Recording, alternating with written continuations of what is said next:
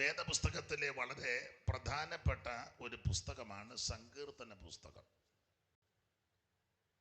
150 സങ്കീർത്തനങ്ങളാണ്.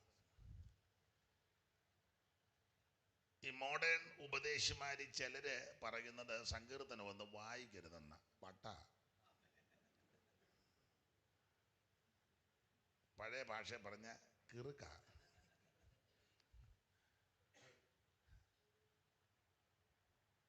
നമ്മുടെ മാതൃകാ പുരുഷൻ യേശു ക്രിസ്തുവാണ്. നമ്മൾ അനുഗമിക്കുന്നത് യേശു ക്രിസ്തുവിനെയാണ്. യേശു ക്രിസ്തു പറഞ്ഞതാണ് നമുക്ക് വിഷയം. ഞാനൊരു കാര്യം പറഞ്ഞാൽ നിങ്ങൾ യോജിക്കുമോ എന്ന് എനിക്കറിയത്തില്ല. എനിക്ക് വേദപുസ്തകത്തിലെ എല്ലാ എഴുത്തുകാരും എഴുതിയിട്ടുണ്ട്. അതിലൊക്കെ ഞാൻ കൂടുതലും വില കൽപ്പിക്കുന്നത് യേശു പറഞ്ഞതിനാണ്. പൗലോസ് പറഞ്ഞതിനേക്കാളും എനിക്ക് കുറച്ചുകൂടെ മുൻതൂക്കം യേശു പറഞ്ഞതിനാണ്. പിന്നാന്നോ ഇപ്പോഴത്തെ ഉപദേശിമാര്. അപ്പൊ യേശു കർത്താവ് പറഞ്ഞത്, നമ്മുടെ കർത്താവ് ഉയർത്തെഴുന്നേറ്റു. ശിഷ്യന്മാർക്കെല്ലാം അവിടുന്ന് പ്രത്യക്ഷനായി. ആദ്യം മറിയയ്ക്ക് പ്രത്യക്ഷപ്പെട്ടു, പിന്നെ കേഫാവിന്, 12 പേർക്ക്, 11 പേർക്ക്, എമ്മോസി പോവർക്ക്, കടൽക്കരയിൽ വെച്ച്, ബഥാനിയിൽ വെച്ച്, മുറിയടച്ചിട്ടപ്പോൾ, തോമാസ് ഉള്ളപ്പോൾ 500-ലധികം പേർക്കൊക്കെ അവിടുന്ന് പ്രത്യക്ഷപ്പെട്ടു. അങ്ങനെ പ്രത്യക്ഷപ്പെട്ട് വരുന്ന കൂട്ടത്തിൽ 2 പേര് എമ്മൗസിലേക്ക് യെരൂശലേമിൽ നിന്ന് പോയി. ഒരാളുടെ പേര് എഴുതിയിട്ടുണ്ട് ക്ലയോപ്പാവ്. പണ്ടൊരാൾ വായിച്ചു ക്ലയോപ്പാവോ ആന്ന്.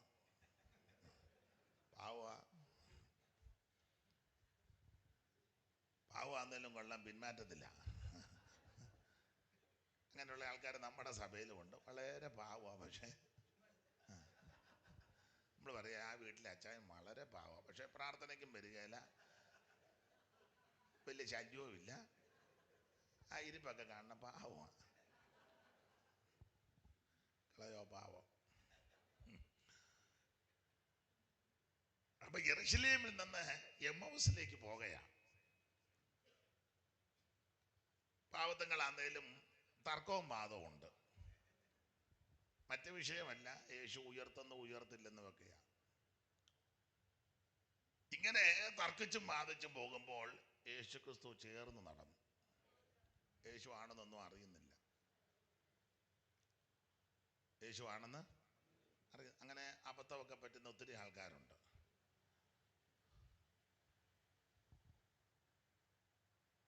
അപ്പൊ കർത്താവ് എന്തുവാ ഇങ്ങനെ സംസാരിക്കുന്നത്? യോ ഇതൊന്നും അറിഞ്ഞില്ലയോ? എന്തുവാ?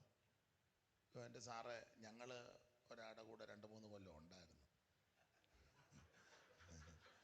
2-3 കൊല്ലം ഞങ്ങൾ ഒരാളുടെ കൂടെ ഉണ്ടായിരുന്നു. വലിയ കുഴപ്പമില്ല. രോഗശാന്തിയും പ്രാർത്ഥനയും ആരാധനയും കൊട്ടും പാട്ടും ഒക്കെ ആയിരുന്നു. അന്നേരമൊക്കെ നല്ല ഓളമായിരുന്നു. ഇടയ്ക്കിടയ്ക്ക് അപ്പം എടുത്ത് വാഴ്ത്തുകയും, അത് 5 അപ്പം ഉള്ളെങ്കിലും 5000 ഒക്കെയാണ് കഴിക്കുന്നത്. ഞങ്ങൾക്ക് നല്ല ത്രില്ലായിരുന്നു. പിന്നെ ഭയങ്കര ക്രൂസൈഡും ഒക്കെയാണ് നടത്തുന്നത്. ഭയങ്കര ആളാണ് പുള്ളി. ഇടയ്ക്കിടയ്ക്ക് ഇങ്ങനെ മരിക്കുമെന്നും ഉയർക്കുമെന്നും ഒക്കെ പറഞ്ഞു. അന്നേരം ഞങ്ങൾ ഏലായിട്ട് കൊടുത്തു. പക്ഷേ ഞങ്ങൾ ഉദ്ദേശിച്ച പോലെ പുള്ളിയെ പിടിച്ചോണ്ട് പോയി. ഞങ്ങൾ ഓടി കല്ലറയിലുമൊക്കെ കൊണ്ടുവച്ചു. ഞങ്ങളുടെ കൂട്ടത്തിലെ 5-6 പെണ്ണുങ്ങൾ എന്ന് പറഞ്ഞ് പുള്ളി ഇല്ല ഉയർത്തെന്ന്. പക്ഷേ എന്നാ ചെയ്യാനാ, ഞങ്ങളിപ്പം ഗതികെട്ടു. പുള്ളി എന്നാ ശുശ്രൂഷ ചെയ്തപ്പം എന്തേലും അക്കൗണ്ടിൽ ഇടുകയായിരുന്ന ഞങ്ങളുടെ കാര്യം നടന്നേനോ. ഇല്ല, എന്തേലും ഒരു ക്രമീകരണം ചെയ്യണമായിരുന്നു. പുള്ളി കൂടെ പറയുന്നത്, കുറുനരികൾക്ക് കുഴിയുണ്ട്, പറവയ്ക്ക് ആകാശമുണ്ട്, ഒന്നുമില്ല. ഞങ്ങൾ പിന്നെ അന്നേരം കയറി ഉടക്കിയില്ല. എന്നാലും ഞങ്ങൾ ചിന്തിച്ച് എന്തേലും കാണും. നരികൾക്കു വസിപ്പതിനായി കുഴിയും പറവയ്ക്ക് വസിപ്പതിനായി കൂടും ഭൂവിലുണ്ടിവനോ തല ചായ്പതിനായി കുരിശല്ല ദീപാരിൽ സ്ഥാനമില്ല. കുരിശും നിജത്തോളിലെടു തൊരുവൻ ഗിരിമേൽ കരേറി പോകുന്ന കാഴ്ച കാൺമിൻ. കുരിശും നിജത്തോളിലെടു തൊരുവൻ ഗിരിമേൽ കാഴ്ച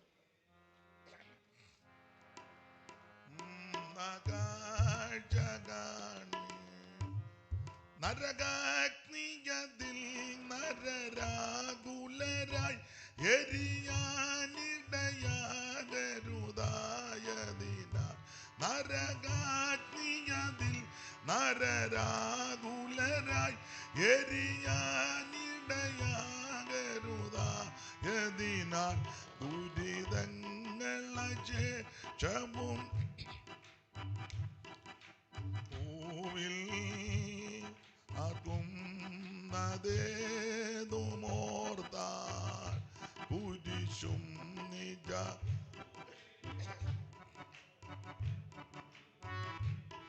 കരേറി പോകുന്ന കാഴ്ച കാൺമീ. കുരിശും നിജ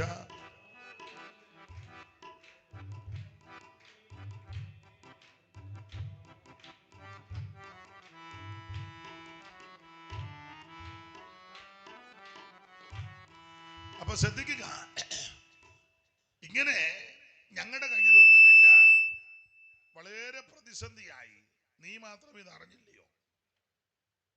അങ്ങനെ ഇവരുമായി സംസാരിച്ച് അടുക്കാറായപ്പോൾ യേശു മുൻപോട്ട് നടക്കുന്ന ഭാവം കാണിച്ചു.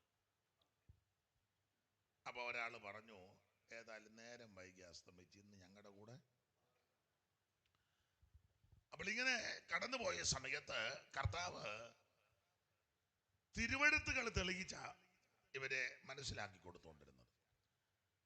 ആ തിരുവെഴുത്ത് തെളിയിച്ചത് മോശയുടെ ന്യായപ്രമാണവും പ്രവാചക പുസ്തകത്തിലും സങ്കീർത്തനത്തിലും. അങ്ങനെ എഴുതിയേക്കുന്നേ. അപ്പൊ സങ്കീർത്തനത്തിലും തന്നെ പറ്റിയുള്ളത് അവർക്ക് തെളിയിച്ചത്. ആ 44 വായിച്ചേ. 44. പിന്നെ അവൻ അവരോട്, ഇതാകുന്നു നിങ്ങളോടുകൂടി ഇരിക്കുമ്പോൾ ഞാൻ പറഞ്ഞ വാക്ക്. മോശയുടെ ന്യായപ്രമാണത്തിലും പ്രവാചക പുസ്തകങ്ങളിലും സങ്കീർത്തനങ്ങളിലും എന്നെക്കുറിച്ച് എഴുതിയിരിക്കുന്നതൊക്കെയും. യേശു നേരിട്ട് പറഞ്ഞതാ. അപ്പം അത് ഒരു പദം ഇങ്ങോട്ട് എടുത്താൽ മതി. സങ്കീർത്തനത്തിൽ എന്നെ പറ്റി എഴുതിയിട്ടുണ്ടെന്ന്. അന്നേരം ആ കിറുക്കന്മാര് പറയുന്ന ഇത് മട്ടല്ലാതെ തന്നെ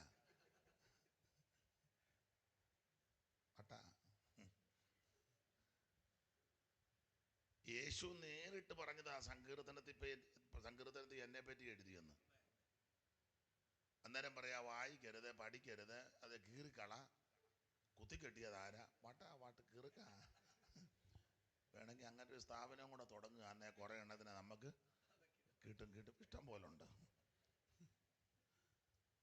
പിന്നെ പ്രായമുള്ളവർക്ക് മാത്രമല്ല, പട്ടന്മാർക്ക് കൂടെ ഒരെണ്ണം. അപ്പൊ ഈ സങ്കീർത്തനത്തിൽ കർത്താവിനെ പറ്റി എഴുതിയിട്ടുണ്ട്. ധാരാളം തെളിവുകളുണ്ട്. 2-ാം സങ്കീർത്തനം 12-ാം വാക്യം മനപാഠമാണല്ലോ. അവൻ കോപിച്ചിട്ട് നിങ്ങൾ വഴിയിൽ വെച്ച് നശിക്കാതിരിപ്പാൻ പുത്രൻ യേശുക്രിസ്തുവാ. നശിച്ചു പോകാതിരിക്കാൻ പുത്രനെ ചുംബിക്കണം. 22-ാം സങ്കീർത്തനം മുഴുവൻ കർത്താവിൻ്റെ കഷ്ടാനുഭവങ്ങളാണ്. 11 മുതൽ കഷ്ടപ്പെടുത്തിരിക്കാൻ എന്നെ വിട്ട് അകന്നിരിക്കരുത്, സഹായിപ്പാൻ എനിക്ക് ആ ക്രൂശിൽ കിടക്കുന്ന അനുഭവങ്ങളാണ്. ക്രൂശീകരണ സമയത്ത് ആ കഷ്ടപ്പെടുത്തിരിക്കാൻ എന്നെ വിട്ട് അകന്നിരിക്കരുത്, സഹായിപ്പാൻ എനിക്ക് ആരുമില്ല. അനേകം കാളകൾ എന്നെ, ഹെരോദാവും പീലാത്തോസും സന്നിധി സംഘങ്ങളും കയ്യപ്പാവും ഹന്നാവും റോമൻ പടയാളികളും ഇവരെല്ലാം വളയുക. അനേകം കാളകൾ എന്നെ വളഞ്ഞു. ഭാഷാൻ കുറ്റന്മാർ നിങ്ങളെ ഒരു ഉപകാരം, ഒന്ന് എഴുന്നേറ്റാട്ടെ. അവിടെ ഇനി ആൾക്കാർ വരുന്നുണ്ടല്ലോ. ഒന്ന് എഴുന്നേക്ക്. തീരെ അങ്ങ് കടകെട്ടിരിക്കുക. ഒന്ന് എഴുന്നേക്ക്. ഇങ്ങോട്ട് മുന്നോട്ട് വാ. കൊച്ചേ ഇങ്ങോട്ട് വാ കൊച്ചേ, അങ്ങ് തീരെ വയ്യ അതിന്. ഇവിടോട്ടിരിക്കും. ആ കസാരയിലിരിക്കുന്ന ഒരു കസാരയായിട്ട് മുന്നോട്ട് വാ. ഇരിക്കുന്ന കസാര എടുക്കാവുള്ള, മറ്റൊരാടെ വലിക്കരുത്. മുന്നോട്ട് വാ. സഹോദരന്മാരും അതുകൊണ്ട് വന്ന് ചെയ്താട്ടെ. അപ്പം ഇനിയും വരുന്നവരെ അങ്ങ് പുറകിരിക്കുമല്ലോ. മുന്നോട്ട് കസാര ഇരുന്നോ, ഇട്ടെങ്കിൽ പുറകിരിക്കുന്നവരെ കസാരയായിട്ട് മുന്നോട്ട് വരാൻ. അനങ്ങാനും ഒന്നും വയ്യ.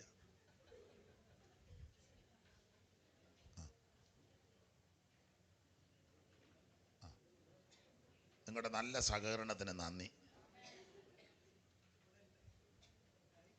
പുറകിരിക്കുന്നവർക്ക് ആർക്കും അനങ്ങാൻ മേലാത്തവരായിരിക്കും അല്ലയോ? തീരെ അയ്യോ ഇതുപോലങ്ങ് മുന്നോട്ട് വരാൻ ഇരിക്കുന്ന കസാരയായിട്ട്.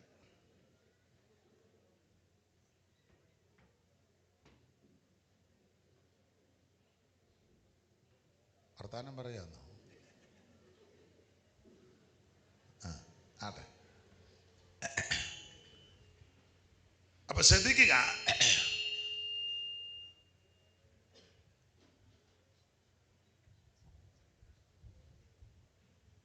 സങ്കീർത്തനത്തിൽ കർത്താവിനെ പറ്റി എഴുതിയതെല്ലാം തെളിയിച്ചു കൊടുത്തു. അപ്പൊ ഈ സങ്കീർത്തനത്തിലെല്ലാം നമ്മുടെ കർത്താവിനെ പറ്റി പരാമർശിക്കുക. അത് മനസ്സിലാക്കി ധ്യാനിച്ചാൽ പഠിച്ചാൽ വളരെ അനുഗ്രഹമാണ്. എല്ലാ തിരുവെടുത്തും ദൈവശ്വാസ്യം. ആട്ടെ, 150 സങ്കീർത്തനങ്ങളാണ് വേദപുസ്തകത്തിലെ. ആദ്യത്തെ പുസ്തകം 5 എണ്ണമാണ്. ഉൽപ്പത്തി, പുറപ്പാട്, ലേവ്യ, സംഖ്യ, ആവർത്തനം. 5 പുസ്തകം. ഈ 5 പുസ്തകം പോലെ സങ്കീർത്തനങ്ങളും 5 പുസ്തകമാണ്. 150 സങ്കീർത്തനം 5 പുസ്തകമായിട്ടാണ് ക്രമപ്പെടുത്തിയിരിക്കുന്നത്. നിങ്ങൾ 42ാമത്തെ സങ്കീർത്തനത്തിൻ്റെ ഏറ്റവും മേളൊന്ന് വായിച്ച വാക്യമല്ല, അതിൻ്റെ തലക്കെട്ട് 41ൻ്റെ തൊട്ട് താഴെ. 2ാം പുസ്തകം. അപ്പോൾ 1-ാം പുസ്തകം 1 മുതൽ 41 വരെ, അത് 1-ാം പുസ്തകം. ഇനി 73ൻ്റെ മുകളിൽ വായിച്ചേ. 3-ാം പുസ്തകം. 3-ാം പുസ്തകം. അപ്പൊ 2-ാം പുസ്തകം 42 മുതൽ 72 വരെയാണ് 2-ാം പുസ്തകം. ഇനി 90-ാം സങ്കീർത്തനത്തിന്റെ മുകളിൽ വായിച്ചേ. 4-ാം പുസ്തകം. അപ്പോൾ 3-ാം പുസ്തകം 73 മുതൽ 89 വരെയാണ് 3-ാമത്തെ പുസ്തകം. ഇനി 107ന്റെ മുകളിൽ വായിച്ചേ. 5-ാം പുസ്തകം. അപ്പൊ 4-ാം പുസ്തകം 90 മുതൽ 106 വരെയാണ് 4-ാം പുസ്തകം. 5-ാം പുസ്തകം 107 മുതൽ 150 വരെ. അപ്പോൾ 5 പുസ്തകമായിട്ടാണ് ഈ സങ്കീർത്തനത്തെ തിരിച്ചിരിക്കുന്നത്.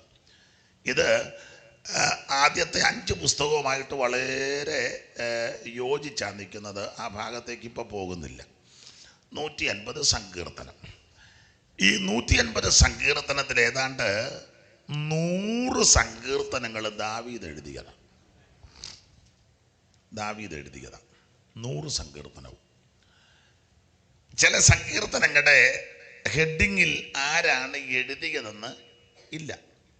പക്ഷെ അത് സൂക്ഷ്മമായി പഠിച്ചാൽ മിക്കതും ദാവീദ് എഴുതിയതാണ്.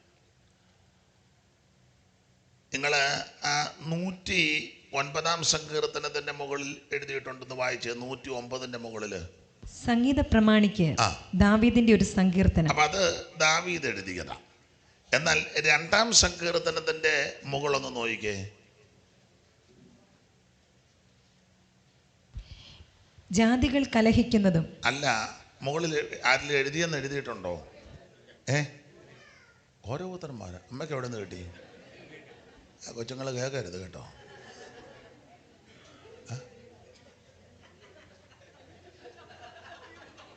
അമ്മ ഏത് സങ്കീർത്തനാണ് എടുത്തത്? 42 ആയിരിക്കും. 2 കേട്ടോളൂ. അപ്പം അമ്മ പിന്നെ 4 ഇട്ടതാ. അപ്പോൾ 2-ാം സങ്കീർത്തനം ആരാണ് എഴുതിയത് എന്ന് അതിൻ്റെ ഹെഡിങ്ങിലില്ല.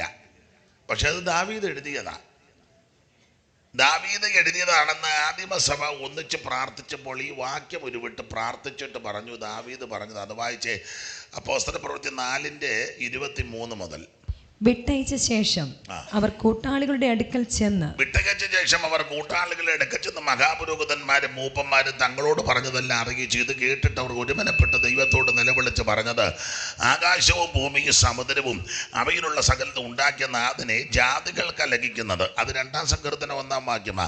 ജാതികൾ കലഹിക്കുന്നതും അംശങ്ങൾ വ്യർത്ഥമായത് നിരൂപിക്കുന്നതും എന്ത്? ഭൂമിയിലെ രാജാക്കന്മാർ അണിനിരക്കുകയും അധിപതികൾ കർത്താവിന് വിരോധമായിട്ട് അവന്റെ അഭിഷിക്തന് വിരോധമായി ഒന്നിച്ചു കൂടുകയും ചെയ്തിരിക്കുന്നു എന്ന് നിന്റെ ദാസനായ ദാവീദ് മുഖാന്തരം പരിശുദ്ധാത്മാവിനാൽ അരുളിച്ചെയ്തവനെ. തെളിഞ്ഞല്ലോ, 2-ാം സങ്കീർത്തനം ദാവീദ് എഴുതിയതാ. പക്ഷെ 2-ാം സങ്കീർത്തനത്തിന്റെ ഹെഡിങ്ങിലില്ല ആരാണ് എഴുതിയത്. അങ്ങനെ പഠിക്കുമ്പോൾ പേര് വെക്കാത്ത പല സങ്കീർത്തനവും ദാവീദ് എഴുതിയതാ. അങ്ങനെ പഠിക്കുമ്പോൾ 150 സങ്കീർത്തനത്തിൽ ഏതാണ്ട് 100 സങ്കീർത്തനവും ദാവീദ് എഴുതിയതാ. സങ്കീർത്തനത്തിന് വളരെ പ്രാധാന്യമുണ്ട്. ഒരു കുടുംബ പ്രാർത്ഥന ആണെങ്കിലും പെട്ടെന്ന് വായിക്കാൻ പറ്റുന്നതും വായിക്കുന്നതും സങ്കീർത്തനമാണ്. ഒരു യാത്ര പോകുമ്പോഴാണെങ്കിലും പെട്ടെന്ന് തുറന്നു നോക്കുന്നത് സങ്കീർത്തനമാണ്. വിശേഷിച്ച് 121 യഹോവ നിന്റെ ഗമനത്തെയും. അതൊരു മനോസുഖത്തോടാണ് പോകുന്നത്. ഒരു കല്യാണം നടക്കുമ്പോഴാണെങ്കിലും 45-ാം സങ്കീർത്തനമാണ് സാധാരണ. അല്ലയോ കുമാരി കേൾക്കുക നോക്കുക. കുമാരി എല്ലാം കഴിഞ്ഞാച്ചാ വന്ന് നിൽക്കുന്നത്, അത് വേറൊരു വിഷയം. ഒരുമാതിരിപ്പെട്ട കുമാരി എല്ലാം കേൾക്കുകയും നോക്കുകയും എല്ലാം കഴിഞ്ഞ ആ കുമാരി പമ്മി നിൽക്കുന്നവർക്ക് നമ്മളവർക്ക് കുമാരിയാണ്. ആ കുമാരി അങ്ങനെ നിൽക്കട്ടെ. പക്ഷേ സങ്കീർത്തനം വളരെ പ്രാധാന്യമാണ്.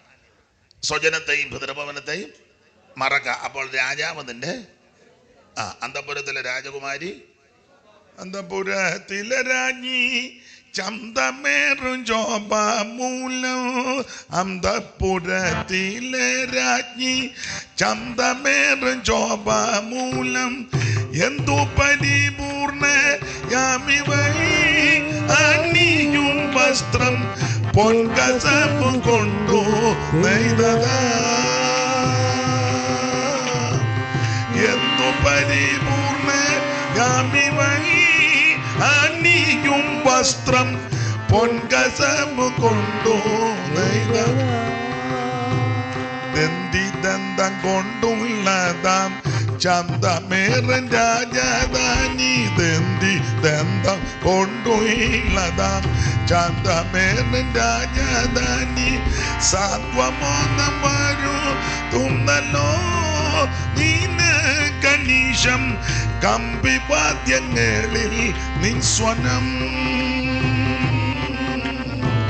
സാത്വമോദം വരുത്തുന്നല്ലോ നിനക്കനീശം. കമ്പിവാദ്യങ്ങളിൽ നിൻസ്വനം. എൻ മനസ്സുയരുന്നോ നന്മയേറും വചനത്താൽ.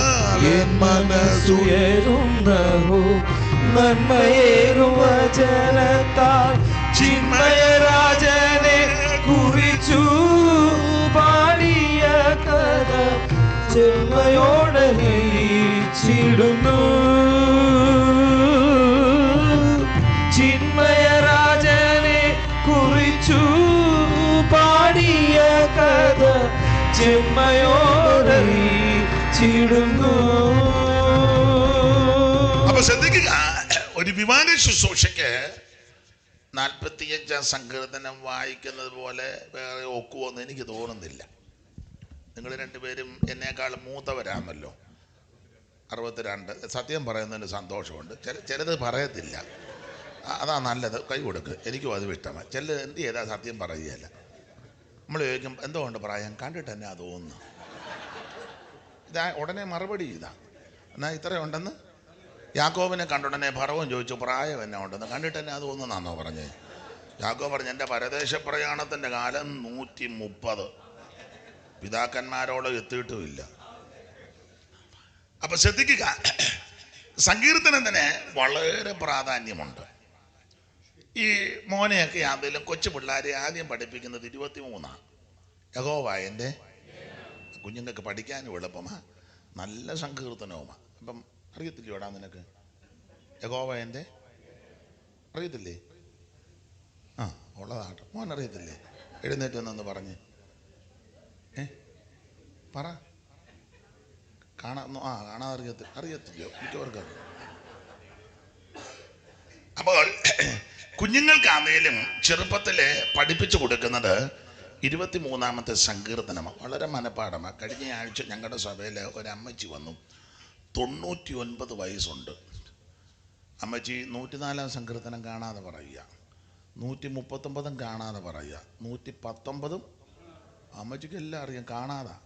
99 വയസ്സ്. ഞാനോടത്ത് നിങ്ങളൊന്ന് ഞെട്ടുമായിരിക്കുമെന്ന്. 3 വർഷമായിട്ട് കണ്ണ് കാണാൻ പാടില്ല, പക്ഷെ അമ്മ കണ്ണടച്ചെന്ന് സങ്കീർത്തനം പറയുക. അത്രയ്ക്ക് തിട്ടമാണ്. അപ്പൊ സങ്കീർത്തനത്തിന് വളരെ പ്രാധാന്യമുണ്ട്. അതുപോലെ തന്നെ നാം ഒരു ശവസംസ്കാരം നടക്കുന്ന സന്ദർഭത്തിൽ 90-ാം സങ്കീർത്തനമാണ് വായിക്കുന്നത്. അതാ കുറച്ചുകൂടെ നല്ലത്. മറ്റ് പുസ്തകമൊന്നും തെറ്റാന്നല്ല, ആ വളരെ അനുഗ്രഹിക്കപ്പെട്ട സങ്കീർത്തനമാണ്. അപ്പം ഞാൻ സൂചിപ്പിച്ചത് സങ്കീർത്തനത്തിന് വളരെ പ്രാധാന്യമുണ്ട്.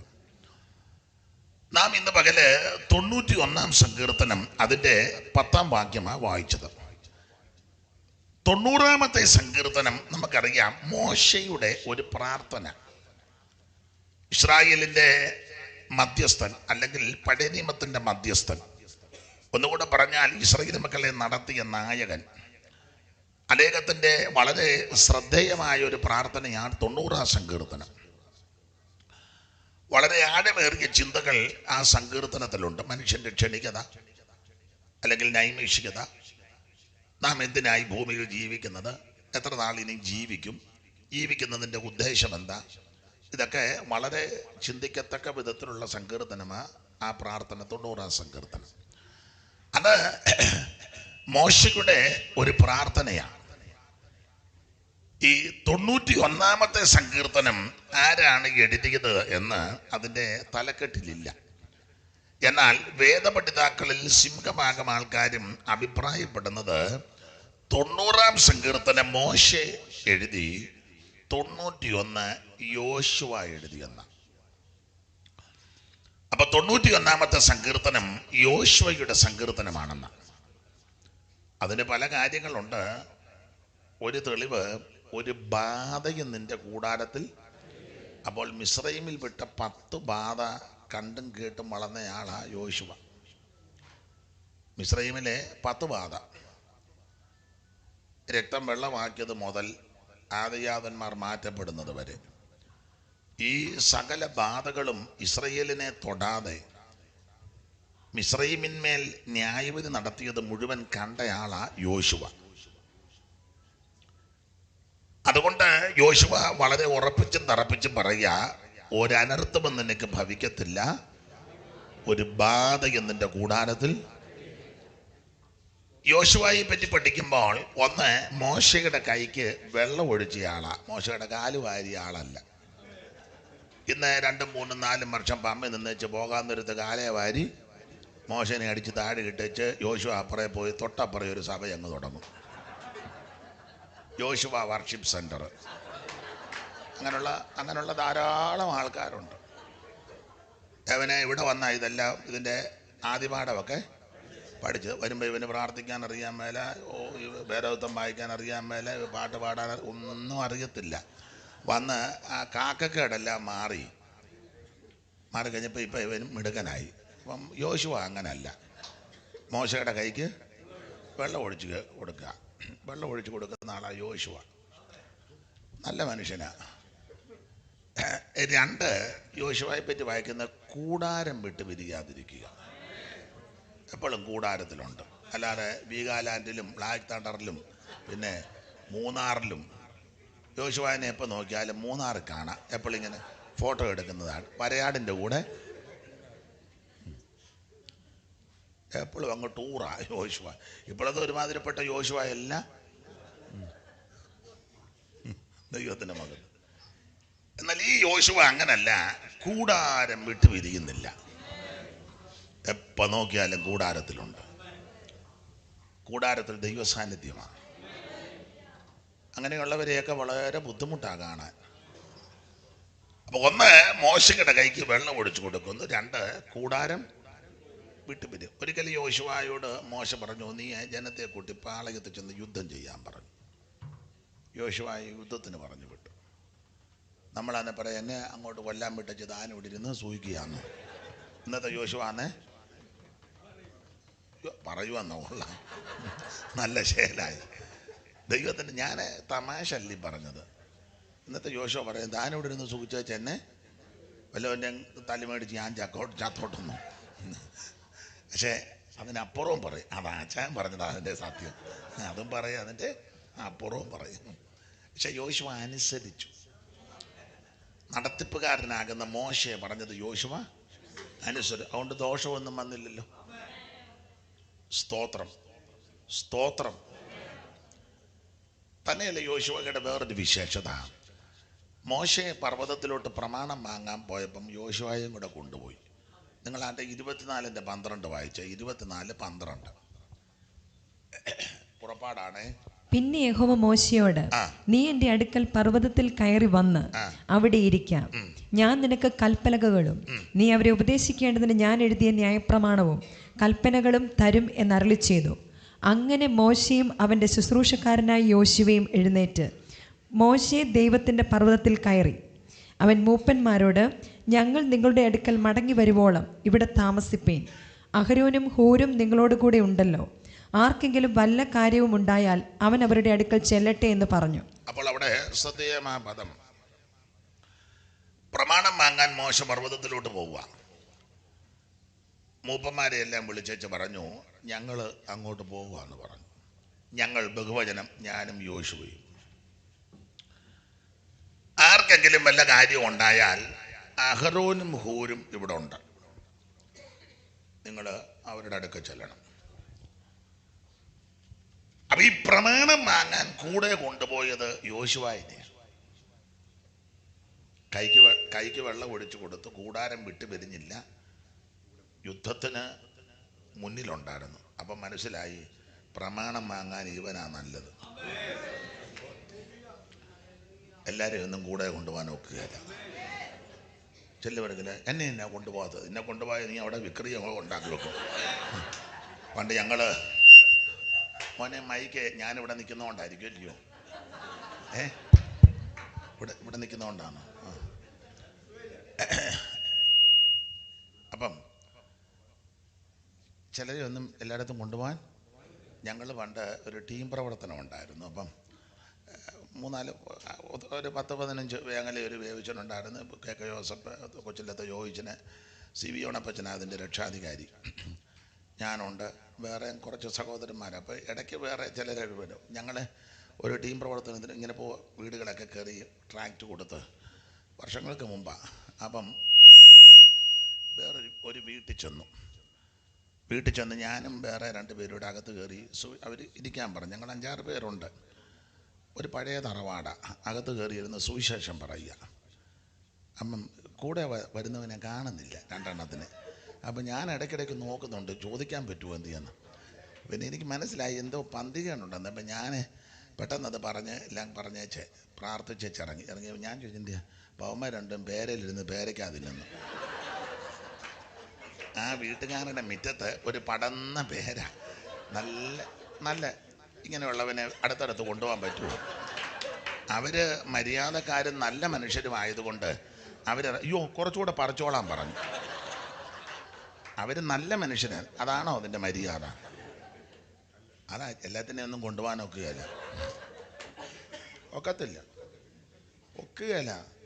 നമ്മൾ തിണ്ണയിലിരുന്ന് അച്ഛനോട് വർത്താനം പറയുമ്പോൾ ചില അവന്മാർ അടുക്കളയിൽ കൊടുന്ന അമ്മാമയായിട്ട്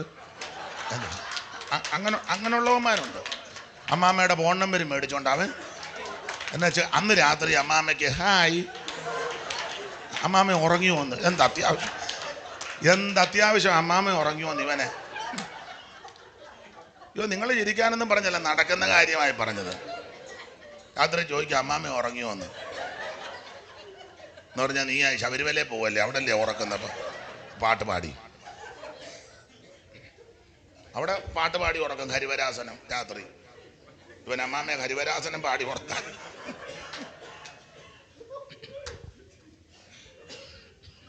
അപ്പൊ എല്ലാവരെയും ഒന്നും കൊണ്ടുപോകാൻ ഒക്കത്തില്ല. മോശയ്ക്കറിയാം. അതുകൊണ്ട് മോശ പ്രമാണം വാങ്ങാൻ പോയപ്പോൾ യോശുവയെ കൂടെ കൊണ്ടുപോകുന്നു. വരാൻ പറഞ്ഞു. കർത്താവ് അങ്ങനല്ലേ, ചില വീട്ടിൽ പോയപ്പോൾ എല്ലാവരും വെളിയിൽ ഇറക്കി വെച്ച് പത്രോസിനെ യാക്കോബിനെ വെളിയിൽ പോകാൻ പറഞ്ഞു. അതൊക്കെ ഈ ശുശ്രൂഷയുടെ ഓരോ വിധങ്ങളാണ്. സ്തോത്രം. അതെ, ഞങ്ങൾ വണ്ടിയെ പോകുമ്പോൾ ചിലരൊക്കെ ഇടയ്ക്ക് കയറി. അപ്പം ഞാൻ ചില കാര്യങ്ങളിങ്ങനെ പറയും. വണ്ടിയെ വെച്ച് നമുക്ക് വേണ്ടപ്പെട്ട ഇനി ആളിനെ ഒന്ന് കണ്ടുമില്ല, ഒന്ന് വിളിക്കാൻ പോകത്തില്ല. അപ്പം ഒരുത്തന്നെ പുള്ളിയെ വിളിച്ചെന്ന ലൈനിലുണ്ടെന്ന്, എങ്ങനെയുണ്ട്?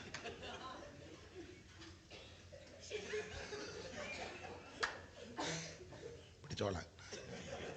അപ്പം അവനകത്തിന് ഉടനെ തന്നെ പിന്നെ ഞാനങ്ങ് ഒഴിവാക്കും. ഈ നമ്മളെ ബാധിക്കാത്ത വിഷയത്തിൽ ഇടപെടുന്നവൻ വഴി കിടക്കുന്ന പട്ടിയുടെ ചെവി പിടിക്കുക. അങ്ങനെ ആ സദൃശവാക്യത്തിൽ വഴി കിടക്കുന്ന പട്ടിയുടെ ചെവിക്ക് പിടിച്ചാലോ? ദൈവത്തിന് മഹത്വം. അപ്പോൾ യോശുവ 1 മോശയുടെ കൈക്ക് വെള്ളം ഒഴിച്ചു കൊടുത്തു, 2 കൂടാരം വിട്ടു പിരിക്കുന്നില്ല, 3 യുദ്ധക്കളത്തിൽ പോകാൻ പറഞ്ഞവ പോയി.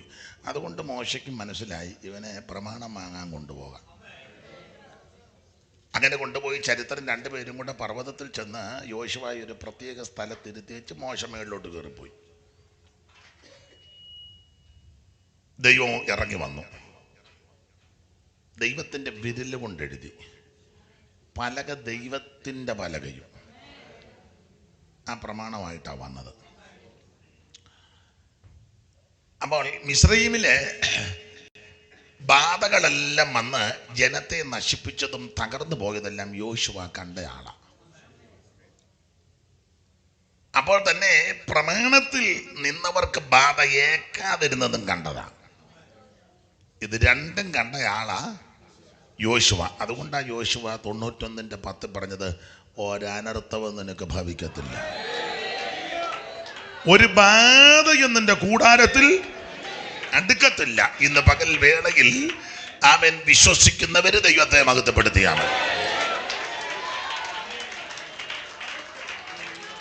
ഒരു ബാധയും നിന്റെ കൂടാരത്തിൽ അടുക്കത്തില്ല. അപ്പൊ അതിന് വ്യവസ്ഥയുണ്ട്. മറുവശം ബാധ വരാൻ കാര്യം എന്നാ? 28:58 വായിച്ചേ, ആവർത്തനം 28:58. നിന്റെ ദൈവമായ യഹോവ എന്ന മഹത്വം ഭയങ്കരമായ നാമത്തെ നീ ഭയപ്പെട്ട് ദൈവത്തെ ഭയപ്പെടണം കേട്ടോ. ദൈവത്തെ ഭയപ്പെടണം. ബിനു പാസ്റ്ററെ അല്ല ഭയം, അനീഷ് കാവാലത്തെയും ഭയപ്പെടരുത്. ദൈവത്തെ ഭയപ്പെടണം. സഭയുടെ നേതാവിനെ അല്ല ഭയപ്പെടേണ്ടത്, അവരെ ബഹുമാനിക്കണം. ഭയപ്പെടേണ്ടത് ദൈവത്തെയാണ്. ചിലക്ക് ദൈവത്തെ പേടിയില്ല. ദൈവം അവിടെ അങ്ങനെ ഇരിക്കട്ടെ, പാസ്റ്റർ വരുന്നുണ്ടെന്ന് പറയും. ദൈവത്തെ ഭയപ്പെടണം. യഹോവയെ ഭയപ്പെട്ട് അവന്റെ വഴികളിൽ നടക്കുന്ന അങ്ങനെ ദൈവത്തെ ഭയപ്പെടണം. ഭയത്തോടെ യഹോവയെ സേവിക്കണം. എനിക്ക് സങ്കടകരമായ പല കാര്യമുണ്ട്. ഈ ആരാധനയ്ക്കൊക്കെ പാസ്റ്റർമാർ സഹിതം അലക്ഷ്യമായിട്ടിരിക്കുന്ന കണ്ടിട്ടുണ്ട്. മനോദുഃഖമാണ്. വലിയ വലിയ കൺവെൻഷനുകളൊക്കെ ചെല്ലുമ്പോൾ സ്റ്റേജിലിരുന്ന് ഫോൺ ചെയ്യുന്നു, ചാറ്റ് ചെയ്യുന്നു, വാട്സപ്പിനകത്ത് മെസ്സേജ് വിടുന്നു, കാലും വെച്ച് തള്ളവരിലുമൊക്കെ വിറപ്പിക്കുന്നു. ഒന്നും ശരിയല്ല. നിങ്ങൾ യോജിക്കുമെന്നറിയത്തില്ല. ഇത് ശരിയല്ല, ശരിയല്ല. അലക്ഷ്യമായിട്ടിരിക്കരുത്. ഒത്തിരി മണിക്കൂർ ഇരിക്കുന്നതല്ല, ഇരിക്കുന്നിടത്തോളം ഭക്തിയോടും. ഞാനൊക്കെ അമ്പലത്തിൽ പോയ കാലത്ത് ആ ദീപാരാധനയ്ക്കൊക്കെ അവിടെ നിർമ്മാല്യ ദർശനത്തിൽ ചെന്ന് എന്ത് ഭക്തിയോടാണ് നിൽക്കുന്നതെന്നറിയാമോ? കയ്യുമൊക്കെ കൂപ്പി കണ്ണുമൊക്കെ അടച്ച് വളരെ ഭക്തിയോടാണ്. നട തുറക്കുന്ന സമയത്ത് ഒന്ന് കാണാൻ. ഇന്ന് രാവിലെ പേപ്പറിൽ ഞാൻ വായിച്ചു, ഫോട്ടോസൊക്കെ ഇതുകൊണ്ട് ഒരു സഹോദരി ശബരിമല ചെന്നിങ്ങനെ കൊടിമരത്തെ നോക്കി അല്ലേ? ഇന്ന് രാവിലെ നമ്മളതിൻ്റെ നല്ല വശം എടുത്താൽ മതി. ഭക്തി, ഭയങ്കര ഭക്തിയാണ്. ഭക്തിയില്ലാത്തൊരൊറ്റ ഇനം പെന്തിക്കോസുകാരാ. ഭക്തി എന്ന് പറയുന്നതില്ല. ഒരു 3 മണിയാകുമ്പം വിളിക്കാൻ പറ. പറഞ്ഞോ, അല്ലെങ്കിൽ ഇനിയും കോള് വരും.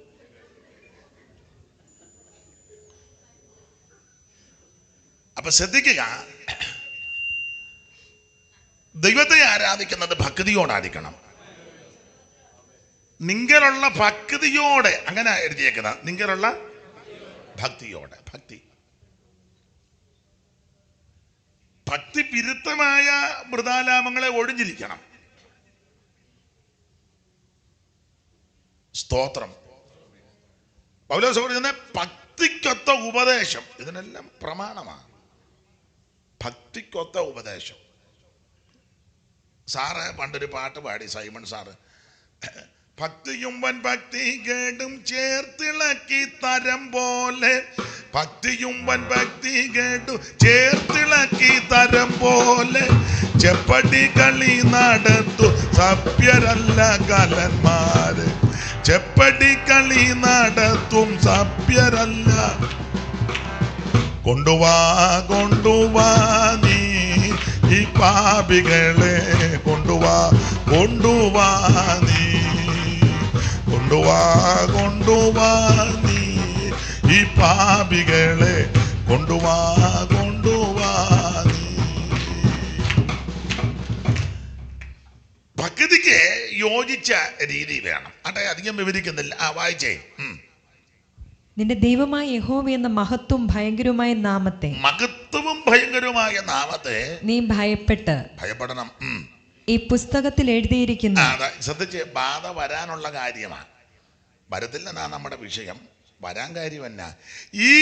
എങ്ങനെ ഈ പുസ്തകത്തിൽ എഴുതിയിരിക്കുന്ന, ഈ പുസ്തകത്തിൽ എഴുതിയിരിക്കുന്ന ഈ ന്യായപ്രമാണത്തിന് സകല വചനങ്ങളും പ്രമാണിച്ചനുസരിച്ച് നടക്കാഞ്ഞാൽ യഹോവ നിന്റെ മേലും നിന്റെ സന്തതിയുടെ മേലും നീണ്ടു നിൽക്കുന്ന അപൂർവമായ മഹാബാധകളും നീണ്ടു നിൽക്കുന്ന വല്ലാത്ത രോഗങ്ങളും വരുത്തും. മതി നീ താഴോട്ട് വായിക്കണ്ട, മനപ്പീട ഉണ്ടാകും. വീട്ടിൽ പോയെങ്ങാനും വായി. ഈ പുസ്തകം എടുത്തോണ്ട് നടന്നാ പോരാ.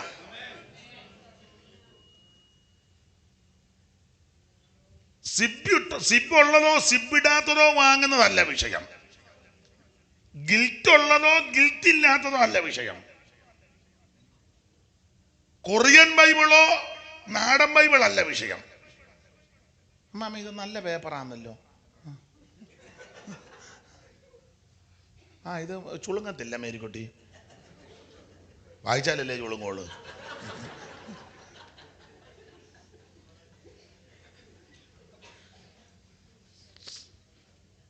ഇത് 60 കൊല്ലമായി എൻ്റെ കയ്യിൽ. വായിച്ചിട്ടുണ്ടോ? ഇത് വല്യപ്പച്ചൻ മരിക്കാൻ നേരത്തെ എനിക്കാ തന്നത്. അതൊക്കെ നല്ല കാര്യം. ചില പറയത്തില്ലേ, അമ്മച്ചി മരിക്കും, അമ്മച്ചിയുടെ ബൈബിള് മേടിച്ചാൽ നീ സ്വർഗത്തിൽ പോകുകയല്ല. നീ പോകണമെങ്കിൽ ഇതിനകത്ത് എഴുതിയിരിക്കുന്നത് പ്രമാണിക്കണം. അല്ല, അമ്മച്ചിയുടെ ബൈബിളുണ്ട്, അപ്പച്ചൻ ചാകാൻ നേരത്തെ എനിക്ക് ആ ബൈബിള് തന്നെന്ന് പറഞ്ഞാൽ നീ സ്വർഗത്തിൽ പോകുകയല്ല. ഈ പുസ്തകത്തിൽ എഴുതിയിരിക്കുന്ന ന്യായപ്രമാണം അനുസരിക്കണം. ഇതിനകത്തെ പ്രമാണം എന്തുവാ? പ്രധാന പ്രമാണം ഞാൻ പറയാം. 1, മാനസാന്തരപ്പെട്ട് യേശുവിനെ രക്ഷിതാവായി സ്വീകരിക്കണം. 2, വെള്ളത്തിൽ മുങ്ങി സ്നാനപ്പെടണം പിതാവിന്റെ പുത്രന്റെ പരിശുദ്ധാത്മാവിന്റെ നാമത്തിൽ. 3, അഭിഷേകം പ്രാപിക്കണം. 4, വേർപാട് പാലിക്കണം. 5, തിരുമേശ എടുക്കണം. 6, കൂട്ടായ്മ ആചരിക്കണം. 7, അപ്പോസ്തലിക ഉപദേശത്തിൽ നിൽക്കണം. ഇനിയുണ്ട് 8, ദൈവത്തോടും മനുഷ്യനോടും കുറ്റമറ്റ മനസാക്ഷിയോടെ ജീവിക്കണം. 9, ഓരോ ദിവസവും നമ്മെ തന്നെ വിധിച്ച് മാനസാന്തരപ്പെട്ട് കർത്താവിന്റെ വരവിനൊരുങ്ങണം. ഇതൊക്കെയാ ഇതിനകത്തെ പ്രമാണം.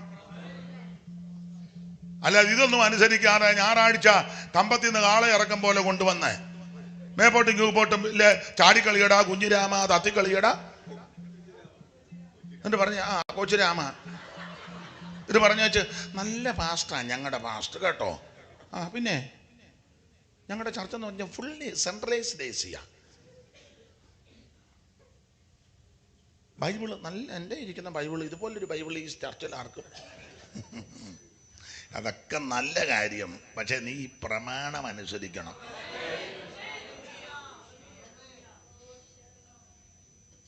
ചെല്ലു ചോദിക്കില്ല, പക്ഷേ ബൈബിൾ ഉണ്ടോ കയ്യിലൊരെണ്ണം തരാൻ? നമ്മൾ കുറേ മേടിച്ച് വെച്ചിട്ടുണ്ട് ഇതുപോലെയുള്ള ഇതിനെല്ലാം കൊടുക്കാൻ. ഇത് മേടിച്ചിട്ട് വായിച്ചോ? ഈ ബൈബിൾ തുറക്കുമ്പോൾ അറിയാം ഇത് വായിക്കുന്ന ബൈബിളാണോ ഇല്ലയോ എന്ന്. ചെല്ല്, ആദ്യമായിട്ട് തുറക്കുക അവിടെ. നിങ്ങൾ കണ്ടിട്ടില്ലേ? താണ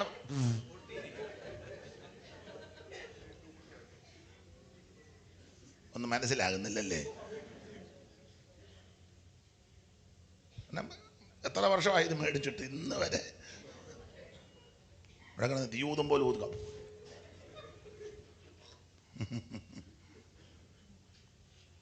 ഓബദ്യാവിൻ്റെ പുസ്തകം വായിക്കാൻ പറഞ്ഞപ്പോൾ തള്ള പറഞ്ഞ് ഇല്ലെന്ന്.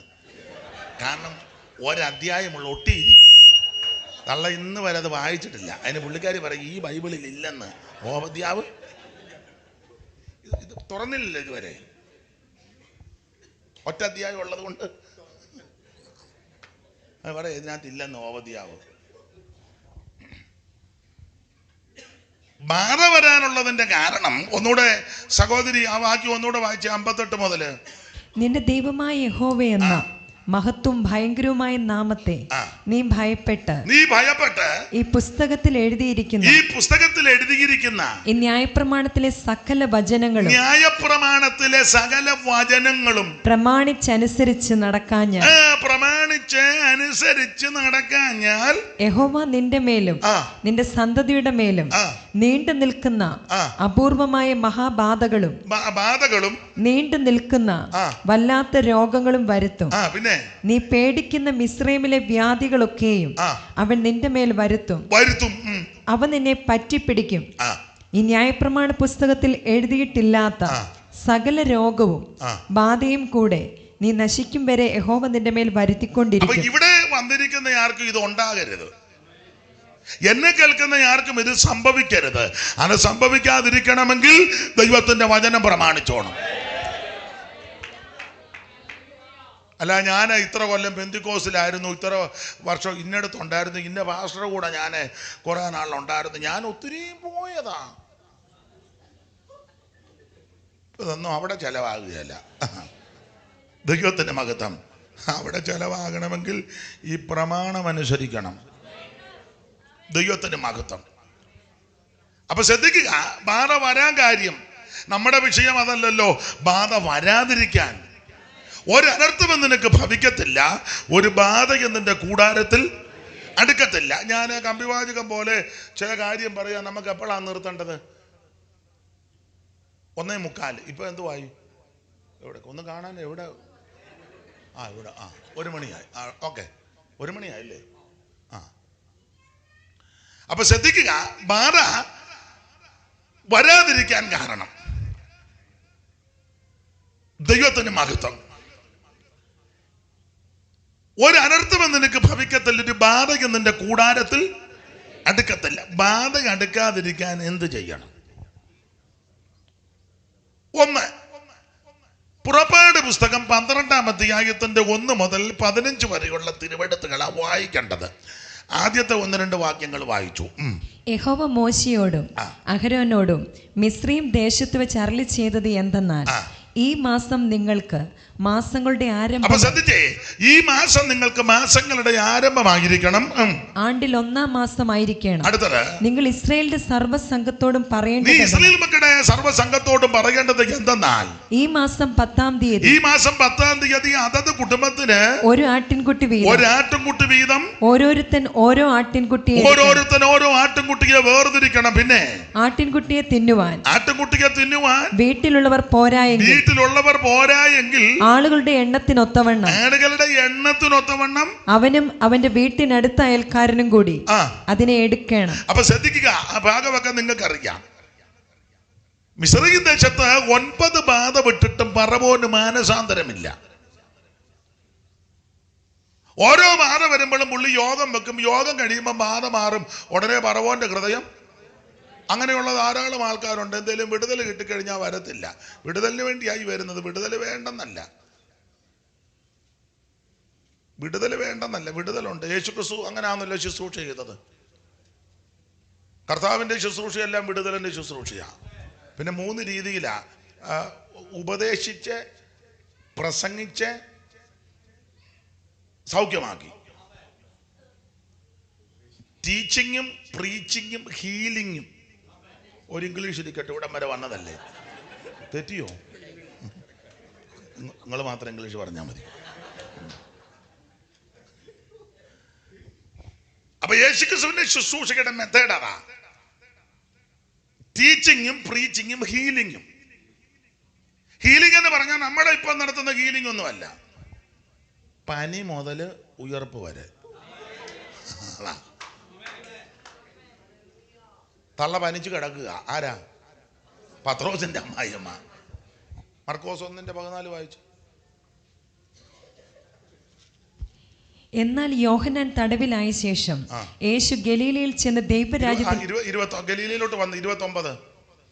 അവനന്തരം അവർ പള്ളിയിൽ നിന്നിറങ്ങി യാക്കോബും യോഹന്നാനുമായി ശീമോന്റെയും അന്ത്രയോസിന്റെയും വീട്ടിൽ വന്നു. പത്രോസിന്റെ ഒക്കെ വീട്ടിൽ വന്നു. അവിടെ ശീമോന്റെ അമ്മാവി അമ്മ പനി പിടിച്ച് കിടന്നിരുന്നു. പനിച്ച് കിടക്കുക. അവർ അവളെ കുറിച്ച് അവനോട് പറഞ്ഞു. അപ്പൊ പറഞ്ഞു, അമ്മയ്ക്ക് വയ്യ, നല്ലൊരു അമ്മയാ, ഇച്ചിരി പനിയാ, കഠിന ജ്വരം വന്നൊക്കെയാ. അവൻ അടുത്ത് ചെന്ന് അവളെ കൈക്ക് പിടിച്ചെഴുന്നേൽപ്പിച്ചു.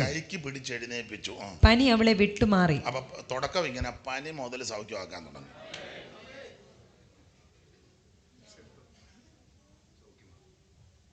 സ്തോത്രം. പനി. സ്തോത്രം.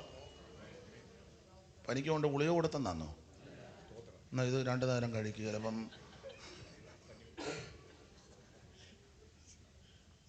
യേശു കൈക്ക് പിടിച്ചു എഴുന്നേക്കാൻ പറഞ്ഞു. ദൈവത്തിന് മഹത്വം. അമ്മ ചാടി എഴുന്നേറ്റ്, പിന്നെ അമ്മ നല്ല അമ്മയായിരുന്നു, അമ്മ ചാടി എഴുന്നേറ്റ് ശുശ്രൂഷിച്ചു. വായിച്ചേ.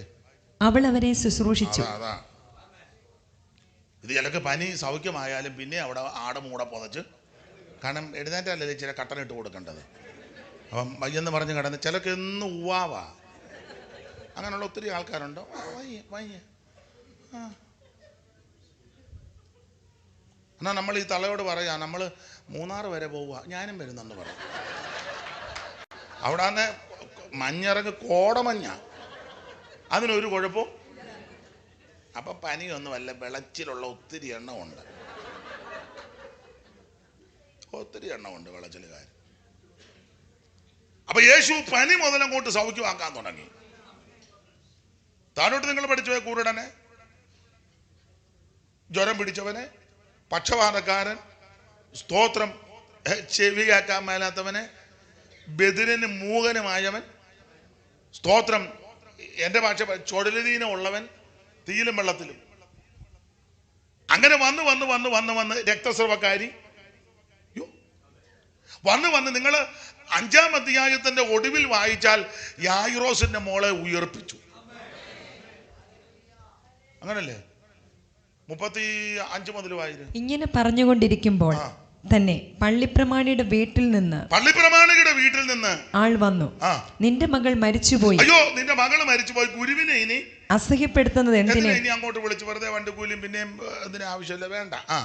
യേശു ആ വാക്ക് കാര്യമാക്കാതെ പള്ളിപ്രമാണിയോട് ഭയപ്പെടേണ്ട, വിശ്വസിക്കാൻ മാത്രം ചെയ്യുക എന്ന് പറഞ്ഞു.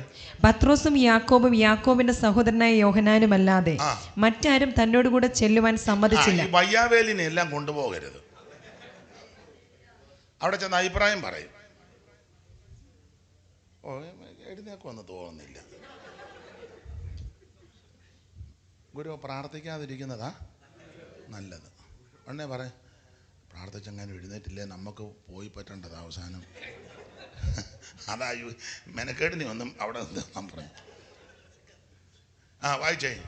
പള്ളിപ്രമാണിയുടെ വീട്ടിൽ വന്നാറേ ആരവാരത്തെയും വളരെ കരഞ്ഞു വിലപിക്കുന്നവരെയും കണ്ടു. ബഹളം ഉണ്ടാക്കുന്ന കുറെ എണ്ണമുണ്ട്. പോകാൻ പറഞ്ഞു. പിള്ളേരുടെ പക്ഷെ ചുമ്മാ ഓളം, ആരവാരവും. ആരവാരത്തെ വളരെ കരഞ്ഞ് വിലപിക്കുന്നവരെയും കണ്ടു. ആ അകത്ത് കടന്നു. ആ നിങ്ങളുടെ ആരവാരവും കരച്ചിലും എന്തിന്? കുട്ടി മരിച്ചിട്ടില്ല, കൊച്ചു മരിച്ചിട്ടില്ലെന്ന് ഉറങ്ങുന്നത്രയെന്ന് അവരോട് പറഞ്ഞു. അടുത്തത് അവരും അവനെ പരിഹസിച്ചു. ആയിക്കേ അവൻ എല്ലാവരെയും പുറത്താക്കി. കരച്ചിലുകാരെ, അലക്കാരെ, പദം പെറുക്കുന്നവനെയും എല്ലാം വെളിയിൽ ഇറങ്ങാൻ പറഞ്ഞു. അടുത്തത് കുട്ടിയുടെ അപ്പനെയും അമ്മയെയും തന്നോട് കൂടെ ഉള്ളവരെയും കൂട്ടിക്കൊണ്ട് കുട്ടി കിടക്കുന്ന ഇടത്ത് ചെന്ന് കുട്ടിയുടെ കൈക്ക് പിടിച്ചു. ബാലെ എഴുന്നേൽക്ക എന്ന് നിന്നോട് കൽപ്പിക്കുന്നു എന്ന അർത്ഥത്തോടെ തലീതാ കൂമി എന്ന് അവളോട് പറഞ്ഞു. ബാല ഉടനെ എഴുന്നേറ്റ് നടന്നു. അവൾക്ക് 12 വയസ്സായിരുന്നു. എങ്ങനുണ്ട്?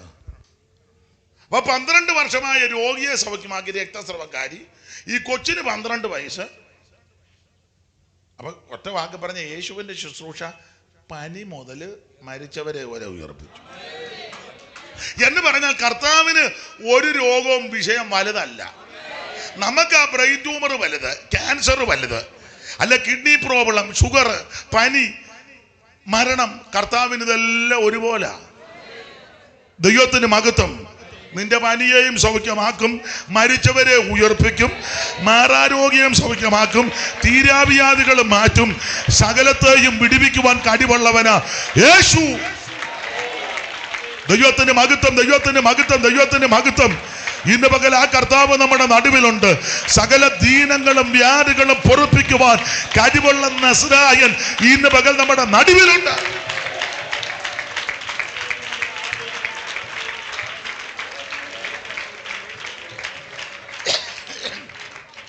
ഞാന് പറയുന്നത് തെറ്റിദ്ധരിക്കരുത്. നമ്മുടെ ഒക്കെ ശുശ്രൂഷ എങ്ങനെയാണെന്ന് വെച്ചാൽ പനി വല്ലതും ഉള്ളവരാണ്. ആ പനിയാണെങ്കിൽ ആ പാസ്റ്റക്കിലോട്ട് ചെല്ലും. പനി പുള്ളി ഭാഷ പിന്നെ മരിച്ചെന്ന് എന്നാ ബിനിപ്പാഷക്കിലോട്ട് ചെല്ലും. പനിക്കേസൊന്നും ബിനിപ്പാഷ കൊടുക്കുകയല്ല. വലിയ കേസൊക്കെ കർത്താവ് അങ്ങനല്ല, സകല കേസും കൈകാര്യം ചെയ്യുക. സ്ഥലമൊന്നും ഞാൻ പറയുന്നില്ല, എന്നോട് ചോദിക്കരുത്, പേരും ഒന്നും പറയത്തില്ല, മറന്നുപോയിട്ടല്ല. ലൈവൊക്കെ അല്ലേ, എന്തിനാ കൊച്ചാക്കുന്ന മറ്റൊരാളെ. ഞാനൊരു സ്ഥലത്തിരിക്കുമ്പോൾ ഈ ഫോൺ വന്നുകൊണ്ടിരിക്കുക, ലൈവിൽ ഇരിക്കുമ്പോൾ ഫോൺ വരുമല്ലോ. അന്നേരം അടുത്തൊരു അസിസ്റ്റൻ്റ് ഉണ്ട്. അപ്പം പുള്ളി അവിടെ ഇരിപ്പുണ്ട്, ഞാനും ഇരിപ്പുണ്ട്. ഒരു യോഗം കഴിഞ്ഞ സമയമാണ്. അപ്പം ഫോൺ വന്നപ്പം അസിസ്റ്റൻ്റ് ഫോൺ എടുക്കുക. അപ്പം ഫോൺ എടുത്തപ്പം മെയിൻ ആൾ, ഞാനും വർത്താനം പറഞ്ഞുകൊണ്ടിരിക്കുക. അപ്പം മെയിൻ ആൾ ചോദിച്ചു ആരാന്ന്. എന്നും പറഞ്ഞു കാസർഗോഡിൽ നിന്നാണ് വിളിക്കുന്നെന്ന്. കാസർഗോഡെല്ലാം പുള്ളിക്ക്. ഇടയ്ക്കൊരു കോള് വന്ന് കാനഡയെന്ന്. കാനഡയെല്ലാം പുള്ളിക്കും, കാസർഗോഡല്ല. നിങ്ങൾക്ക് മനസ്സിലാകാൻ കഴിയാന്നോ അതോ? കാരണം മനസ്സിലായി, കാസർഗോഡിൽ നിന്നൊന്നും കിട്ടാൻ കാനഡയെന്നാകുമ്പോൾ. ഞാൻ പറഞ്ഞ മനസ്സിലാകുന്നുണ്ടോ അതോ പൊട്ടം കളിച്ചിരിക്കുകയാണോ? ഞാൻ കറക്റ്റേ പറയുള്ളൂ. യേശു അങ്ങനല്ല. കാസർഗോഡുകാരന്റെ വിഷയവും യേശുവിന് വിഷയമാണ്. കാനഡക്കാരന്റെ വിഷയവും യേശുവിന് വിഷയമാണ്. ചെറിയവരെയും വലിയവരെയും ഒരുപോലെ വിടുവിക്കുന്നവൻ, ചെറിയവരെയും വലിയവരെ ഒരുപോലെ രക്ഷിക്കുന്നവൻ ഇന്ന് പകൽ നമ്മുടെ നടുവിൽ വന്നിട്ടുണ്ട്.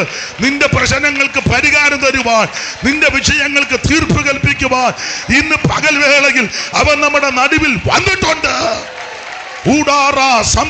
ജലതല. ദൈവത്തിന് മഹത്വം, ദൈവത്തിന് മഹത്വം, ദൈവത്തിന് മഹത്വം.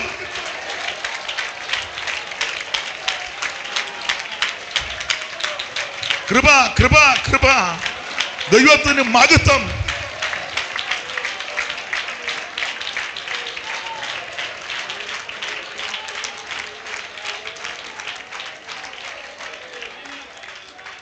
ജീവിതഭാര ചുമട്ടുകളാകെ അവൻ ചുമന്നെന്നെ പുലർത്തിടുന്നു. ജീവിതഭാര ചുമടുകളാകെ അവൻ ചുമന്നെന്നെ പുലർത്തിടുന്നു. ആകയാലാകുലം ഇന്നെനിക്കില്ല, ആനന്ദമായൊരു ജീവിതമാ. ആകയാലാകുലം ഇന്നെനിക്കില്ല, ആനന്ദമായൊരു ജീവിതമാ. ആണികളേറ്റ പാണികളാല് ആണികൾ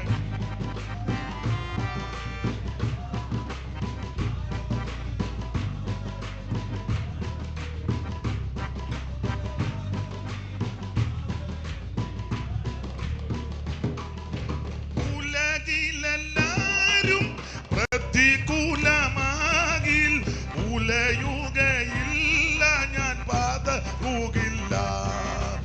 ഉലകിലെല്ലാരും പ്രതികൂലമാകിൽ ഉലയുകയില്ല, ഞാൻ ഉயிருള്ള നാളല്ല ഞാനവനായി ഉണർന്നു വിശ്വാസത്തിൽ വേല ചെയ്യും. ഉயிருള്ള നാളെല്ലാം ഞാനവനായി ഉണർന്നു വിശ്വാസത്തിൽ വേല ചെയ്യും. ആണികളേറ്റ പാണികളേ, ആണികളേറ്റ പാണികൾ, ഓ അനുദിനം അവനെന്നെ നടത്തിയിടുന്നു, അനുദിനം അവനെന്നെ. കരമുയർത്തി ദൈവത്തെ മഹത്വപ്പെടുത്ത്. അപ്പൊ യേശുക്രിസ്തുവിന്റെ ശുശ്രൂഷ പനി മുതല് അതെല്ലാം കർത്താവ് ചെയ്യും. ദൈവത്തിന് മഹത്വം. അതെ, നമുക്ക് മടങ്ങി വരാം. ഒരു അനർത്ഥം നിനക്ക് ഭവിക്കത്തില്ല, ഒരു ബാധയും കൂടാരത്തിൽ അടുക്കത്തില്ല. അതിന്റെ കാര്യം 9 ബാധ വിട്ടിട്ട് മാനസാന്തരം വരുന്നില്ല ഫറവോന്. ഓരോ യോഗം കഴിയുമ്പം ബാധ മാറും, ഉടനെ ഫറവോന്റെ ഹൃദയം. അപ്പൊ തമ്പുരാനെ മനസ്സിലായി, ഇങ്ങനെ വിട്ടാലത് ശരിയല്ലല്ലോ. നിങ്ങൾ വേറെ ദിവസം പഠിച്ചേ, 6 പ്രാവശ്യം ഫറവോൻ ഹൃദയം കഠിനമാക്കി. 6 പ്രാവശ്യം തന്നെത്താൻ അങ്ങ് കഠിനമാക്കുക. വെള്ളം രക്തമായി. ഉടനെ മോശ വന്ന് പ്രാർത്ഥിച്ചു, അത് ശരിയായി. ഉടനെ തവള വന്നു, അത് മാറി. പിന്നെ പേൻ വന്നു, അതും മാറി. നായീച്ച വന്നു, അതിനെയും മാറ്റി. പിന്നെ പരുക്കള്, അത് മാറ്റി. ഇത് ഓരോ ബാധ വരുമ്പോഴും മോശയെല്ലാം പ്രാർത്ഥിക്കും. ഉടനെ ബാധ അങ്ങ്. അപ്പൊ 6 പ്രാവശ്യം. പിന്നെ ഇവൻ കഠിനപ്പെടുക. കഠിനപ്പെട്ട ശിവൻ ഉപാധി പറഞ്ഞൊരു കാര്യം ചെയ്യും, പെണ്ണുങ്ങളെ എല്ലാം കൂടെ കൊണ്ടുപോകും ആരാധനയ്ക്ക്.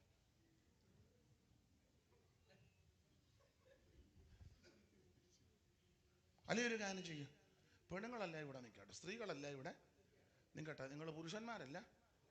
എന്നാലും മോശം പറഞ്ഞു, ഞങ്ങളുടെ യോഗത്തിന് സ്ത്രീകൾ വേണം, അതാ ഞങ്ങളുടെ യോഗം. കാരണം കൈയടിക്കാനും പാടാനും പ്രാർത്ഥിക്കാനും നിങ്ങളെ ഇപ്പൊ തന്നെ അതിൽ വാക്യം വായിച്ചു തരുന്നത് ആ സഹോദരി അതേണ്ടിരിക്കുന്നു, അത്തരണം ഇരിക്കുന്നു, അല്ലോ വായിച്ചു തരുന്നുണ്ടോ? ഉമാ വന്ന് കമ്പിയെ മുണ്ടിയിരിക്കും പോലെ ഇരിക്കുന്നല്ലാതെ ആ സഹോദരി വായിച്ചും തരുന്നു. നിങ്ങളാന്നേലും ഒരു ഉത്സാഹത്തോടൊക്കെ അല്ലേ ഇരിക്കുന്നത്. അപ്പോൾ ഞങ്ങളുടെ യോഗത്തിന് സ്ത്രീകൾ അല്ല, സ്ത്രീകളെല്ലായിടത്തും വേണമല്ലേ. വീട്ടിൽ സ്ത്രീ വേണ്ടേ? സ്ത്രീകൾ വീട്ടിൽ വേണം. ചിലപ്പം എന്ന് പറഞ്ഞല്ലോ ഉവ്വാവായിരിക്കും, എന്നാലും ഒരെണ്ണം. പിന്നെ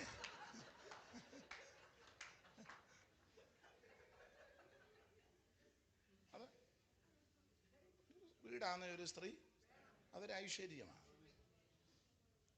തന്നെയല്ല കർത്താവ് തന്നെ പറഞ്ഞ തന്നെ ഇരിക്കണ്ടെന്ന് പറഞ്ഞു. അവനിങ്ങനെ ആപ്പിൾ വക്കത്തുനിന്ന് തന്നെ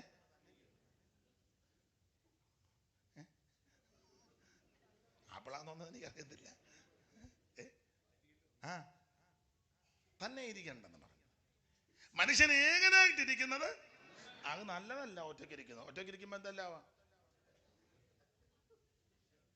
ഒറ്റയ്ക്കിരിക്കുമ്പോ എന്തെല്ലാം അസ്വസ്ഥതയുണ്ട്. ജോടി ഒരു വാക്യം ഞാൻ വചനത്തിൽ നിന്ന് അങ്ങോട്ട് തെളിയിക്കാം. നിങ്ങൾ ശമൂവേലിന്റെ 2-ാം പുസ്തകം 11-ാം അധ്യായത്തിന്റെ 3 വായിച്ചേ. 2 വായിച്ചു, അല്ലെ 1 മുതൽ വായിച്ചു.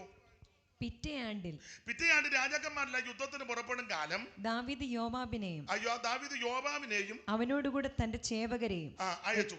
എല്ലാ ഇസ്രായേലിനെയും അയച്ചു. അവർ രബ്ബാ പട്ടണം വായിച്ചേ. അവർ അമ്മോന്യ ദേശം ശൂന്യമാക്കി രബ്ബാ പട്ടണം നിരോധിച്ചു. അടുത്തത് ദാവീദ് യെരൂശലേമിൽ തന്നെ താമസിച്ചിരുന്നു. പുള്ളി ഒറ്റയ്ക്ക് പമ്മി ഇരിക്കുക. ദാവീദ് യെരൂശലേമിൽ തന്നെ താമസിച്ചിരുന്നു. പമ്മി ഇരുന്നിട്ട് എന്നെ അടുക്ക. അടുത്തത് ഒരു നാൾ സന്ധ്യയാകാറായ സമയത്ത് സന്ധ്യയാകാറായപ്പോ പുള്ളി ദാവീദ് മെത്തയിൽ നിന്ന് എഴുന്നേറ്റു. പമ്മി ഇരുന്നാണ്ട് മെത്തപ്പുറത്ത് കയറി പമ്മി ഇരിക്കുക. ഇസ്രായേലിന്റെ മധുരനായകൻ പുള്ളി എന്നിട്ട് മെത്തേന്ന് പമ്മി എഴുന്നേറ്റ് പിന്നെ അങ്ങോട്ടാ സഭാകൊള്ളിലാണോ പോയെ? വായിക്കോ ചേ. രാജധാനിയുടെ മാളികമേൽ പുള്ളി മാളികമേൽ ഉലാവിക്കൊണ്ടിരിക്കുമ്പോൾ ഒറ്റയ്ക്കൊന്നും ഉലാത്തരുത്. ഒറ്റയ്ക്കൊന്നും ഉലാത്തരുത്.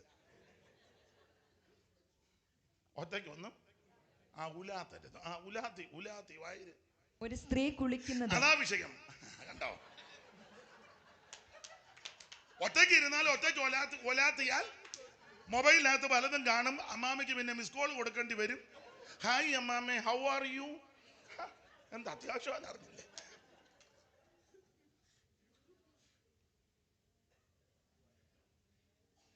ഒറ്റയ്ക്ക് ഇരിക്കരുത്. ശുശ്രൂഷയ്ക്ക് പോയാലും ആരെങ്കിലും കൂടെ കാണണം. പമ്മി വണ്ടി ഓടിച്ചു പോവുക.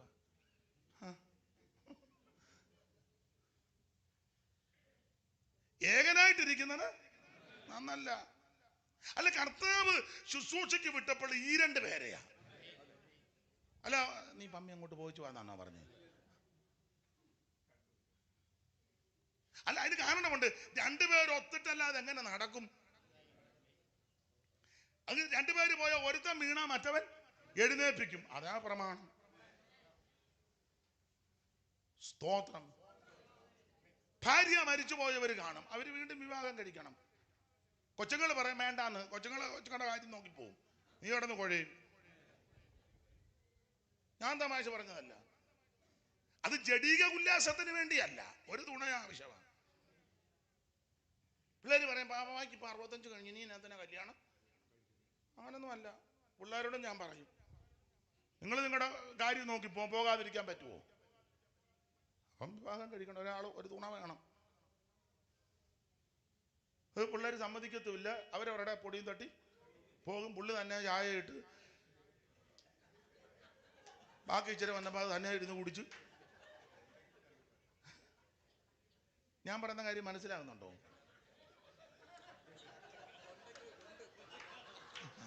ദൈവത്തിന് മഹത്വം.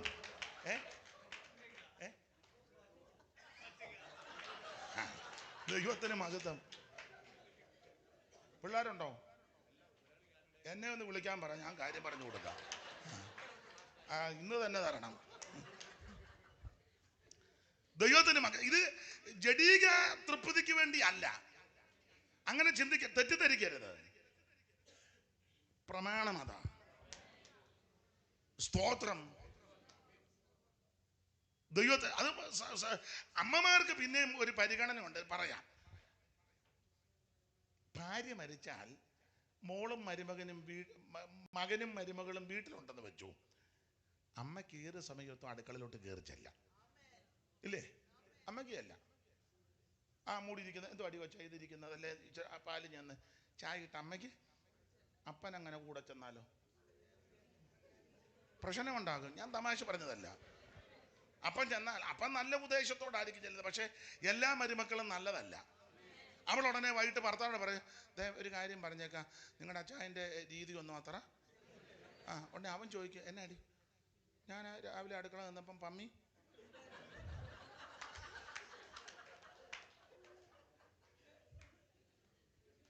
ഇത് പല ആവർത്തിയാകുമ്പം മകനെതിരാകും. അമ്മയ്ക്ക് പ്രശ്നമില്ല.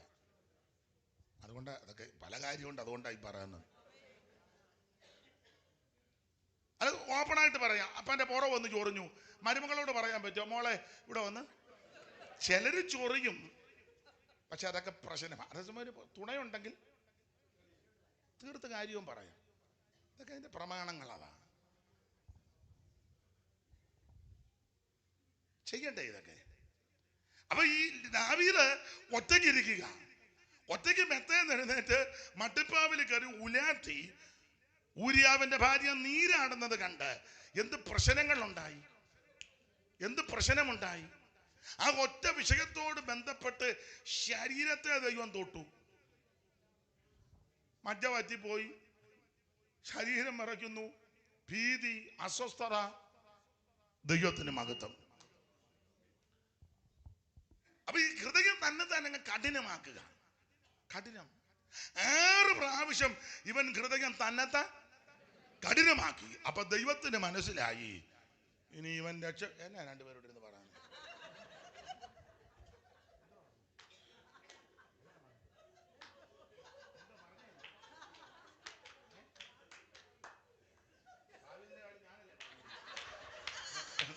അതിനിടെ നിങ്ങൾ രണ്ടുകൂടെ ആവിതിന്റെ കാര്യം തന്നെ എന്താ അത്യാവശ്യമാണെന്ന് പറഞ്ഞല്ലേ? അപ്പൊ ശ്രദ്ധിക്കുക, ആ ഭാഗം എടുത്ത് പഠിക്കുമ്പോൾ 6 പ്രാവശ്യം തന്നെത്താൻ ഹൃദയം കഠിനമാക്കി. അപ്പൊ ദൈവത്തിന് മനസ്സിലായി ഇവൻ ഇനി ഗുണം പിടിക്കാൻ സാധ്യതയില്ല. അതുകൊണ്ട് 7ാമത്തെ പ്രാവശ്യം ദൈവം ഇവന്റെ ഹൃദയം കഠിനമാക്കി. നിങ്ങൾ ആ 13-ന്റെ 18-ഉം 14-ന്റെ 8-ഉം വായിച്ചേ. ചെങ്കടലിനരികെയുള്ള മരുഭൂമിയിൽ കൂടി ദൈവം ജനത്തെ ചുറ്റി നടത്തി.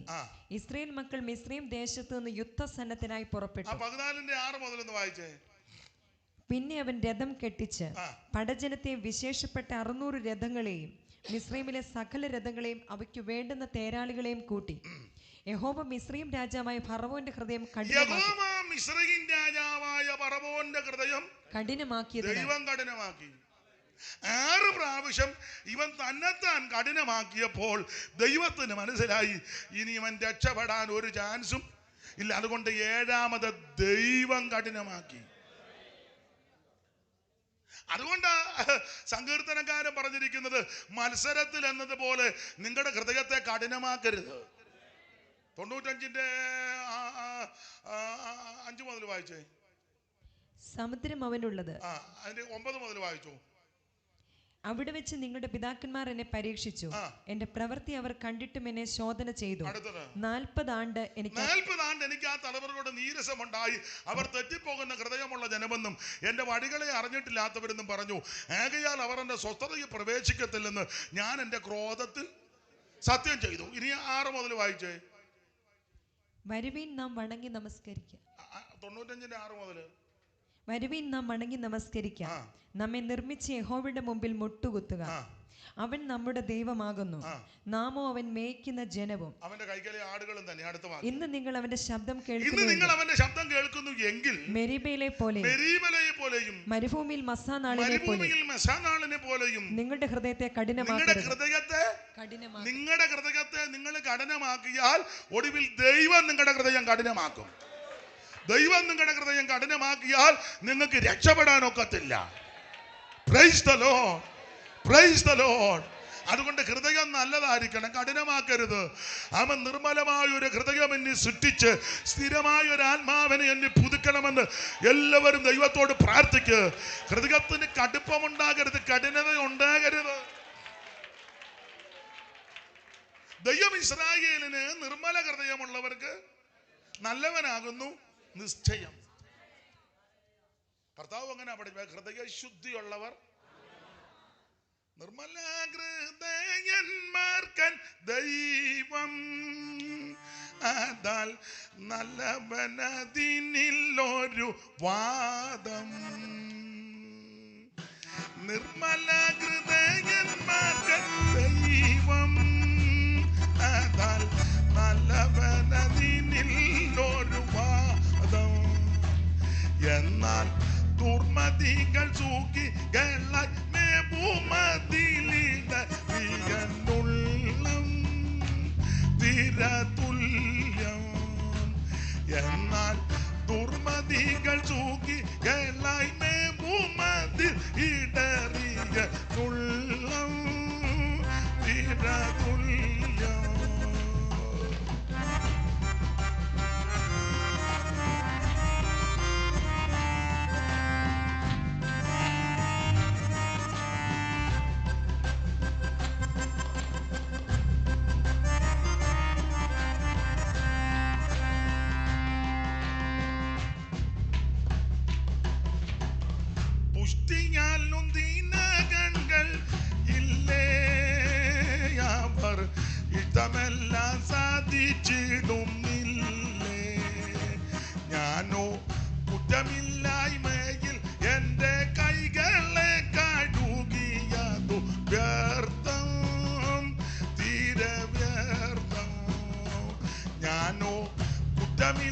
മഹിമയിൽ എന്റെ കൈകളെ കഴുകി, അത് വ്യർത്ഥം, തീരെ വ്യർത്ഥം. അപ്പൊ ശ്രദ്ധിക്കുക, ഹൃദയത്തെ കഠിനമാക്കരുത്. ഹൃദയത്തെ കഠിനമാക്കിയാൽ പിന്നെ രക്ഷപ്പെടുകയല്ല. 6 പ്രാവശ്യം തന്നെത്താൻ കഠിനമാക്കിയപ്പോൾ 6 എന്നുള്ളത് മാനുഷിക സംഖ്യ, അവസരം ദൈവം കൊടുത്തു. 6 മാനുഷിക സംഖ്യ.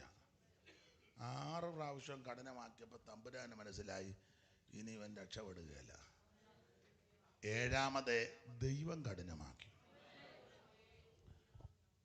അപ്പോൾ ഇസ്രായേൽ മക്കളോട് ദൈവം പറഞ്ഞു, 10ാമത്തെ ബാധ അയക്കാൻ പോകുകയാ, സംഹാരബാധ. ആദ്യജാതന്മാർ മാറ്റപ്പെടാൻ പോകുകയാ. അത് കുണ്ടറ മുതൽ കൊട്ടാരം വരെ, കുടില് മുതൽ രാജമന്ദിരം വരെ ആദ്യജാതന്മാർ മാറ്റപ്പെടും. ബാധ അയക്കാൻ പോകുകയാ, സംഹാരബാധ. നമ്മുടെ കുറുവാക്യം ഒരു ബാധയും. സ്തോത്രം. ആദ്യജാതന്മാർ മാറ്റപ്പെടുന്ന ബാധ വിടും. പക്ഷേ ആ ബാധ വരാതിരിക്കാൻ, ബാധയിൽ പെടാതിരിക്കാൻ, ബാധ ഒഴിഞ്ഞു പോകാൻ ചെയ്യേണ്ട പ്രമാണം ഒരു കുഞ്ഞാടിനെ അറുത്ത് ചോരത്തളി ആചരിക്കണം. Praise the lord. വീടൊന്നിന് ഒരാട്ടിൻകുട്ടി. ആട്ടിൻകുട്ടിയുടെ യോഗ്യതയ്ക്ക് അവിടെ എഴുതിയിട്ടുണ്ട്. ഊനമില്ലാത്തതായിരിക്കണം, ആണായിരിക്കണം, 1 വയസ്സ് പ്രായമുള്ളതായിരിക്കണം. വീടൊന്നിന് ഒരാട്ടിൻകുട്ടി. 6,03,351 ആട്ടുകൊട്ടിനെ വേർതിരിച്ചെന്ന ഒരു കണക്ക്. ഈ ആട്ടിൻകുട്ടി ഊനമില്ലാത്തതാ. ഒറ്റ വാക്ക് പറയാ, ആട്ടിൻകുട്ടി മറ്റാരുമല്ല, നസറയനാകുന്ന യേശു ക്രിസ്തുവിന് നിഴലാ. കടന്നു പോകുന്ന യേശുവിനെ ചൂണ്ടിക്കൊണ്ട് പറയാ, ലോകത്തിന്റെ പാപത്തെ ചുമക്കുന്ന ദൈവത്തിന്റെ കുഞ്ഞാട്. 39 പറയാ, ഇതാ ലോകപാപം ചുമക്കുന്ന ദൈവ കുഞ്ഞാട്. വെളിപ്പാട് 13 ലോകസ്ഥാപനം മുതൽ അറക്കപ്പെട്ട കുഞ്ഞാട്. ഉൽപ്പത്തി 3 ഒടുവിൽ കിടപ്പുണ്ട്, തോലുടിപ്പിച്ചവരെ വിട്ടു. അപ്പോൾ ഒരാട് അവിടെ അറക്കപ്പെട്ടിട്ടുണ്ട്. ആമൻ. യെശയ്യാവ് 53 ആമൻ രോമം കത്തിരിക്കുന്നതിന്റെ ഇടയിൽ മിണ്ടാതിരിക്കുന്ന കുഞ്ഞാട്. വെളിപ്പാട് 5 ഞാൻ തിരിഞ്ഞപ്പോൾ ഒരു കുഞ്ഞാട് അറക്കപ്പെട്ടതുപോലെ നിൽക്കുന്ന കണ്ടു. വെളിപ്പാട് 6:13 ആമൻ സ്വന്തം കോപത്തിന്റെ കുഞ്ഞാട്. വെളിപ്പാട് 6:1 7:1 കുഞ്ഞാട് മുദ്രകളിൽ ഒന്ന് പൊട്ടിച്ചു. വെളിപ്പാട് 19 കുഞ്ഞാട് 21 കുഞ്ഞാടതിന്റെ വിളക്കാകുന്നു. വെളിപ്പാട് 19:7 കുഞ്ഞാട്ടിന്റെ കല്യാണം വന്നു.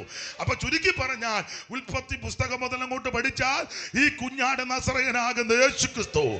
ആ കുഞ്ഞാടിനെ അറുത്തു, ചോരത്തളി ആചരിച്ചു എന്ന് പറഞ്ഞ കുഞ്ഞാടിന്റെ രക്തം പുരട്ടി. കുഞ്ഞാടിന്റെ രക്തം പുരട്ടുന്ന ഒരു ഭവനത്തിലും ബാധ വരത്തില്ല.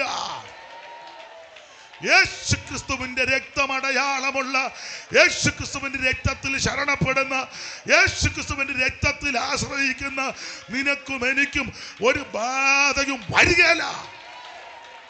അവിടുത്തെ രക്തം വിലയേറിയ രക്തം, അവിടുത്തെ രക്തം പുണ്യാക രക്തം, അവിടുത്തെ രക്തം ഹാബേലിന്റെ രക്തത്തെക്കാൾ ഗുണകരമായി സംസാരിക്കുന്ന രക്തം, അവിടുത്തെ രക്തം ജയം തരുന്ന രക്തം, അവിടുത്തെ രക്തം പാപം മോചിക്കുന്ന രക്തം, അവിടുത്തെ രക്തം രോഗശാന്തി തരുന്ന രക്തം, അവിടുത്തെ രക്തം പുണ്യാക രക്തം. ഇന്ന് പകൽവേളയിൽ ആ രക്തത്താൽ ജയം. ഓ ദൈവത്തിന് മഹത്വം, ദൈവത്തിന് മഹത്വം. യേശു ക്രിസ്തുവിന്റെ രക്തത്താൽ ജയം. അവർ തങ്ങളുടെ സാക്ഷ്യവചന നിമിത്തവും കുഞ്ഞാടിന്റെ രക്തത്താലും ജയിച്ചു.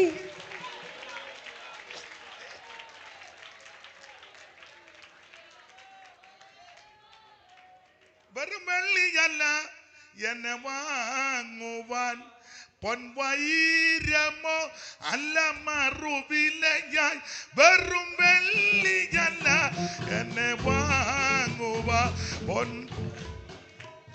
താളത്തിലടിക്കണേ. നമ്മൾ 2 സൈഡിൽ കൂടെ പോവാ. വെറും വെള്ളിയല്ല എന്നെ വാങ്ങുവാൻ, പൊൻവൈരമോ അല്ല മറുവിലയായി. എൻ പേർക്ക് യാഗമായി തീർന്നവനാ, എൻ പേർക്കു യാഗമായി നവനാ. ദൈവ കുഞ്ഞാട്ടിൻ വിലയേറും രക്തത്താൽ എന്നെ വീണ്ടതിനാൽ, ദൈവ കുഞ്ഞാട്ടിൻ വിലയേറും രക്തത്താൽ അതിനാൽ ഞാൻ പാടുമി നാളിനി മോദാൽ. വിലയേറിന്റെ രക്തത്താൽ എന്നെ വീണ്ടതിനാൽ ദൈവ കുഞ്ഞാട്ടിൻ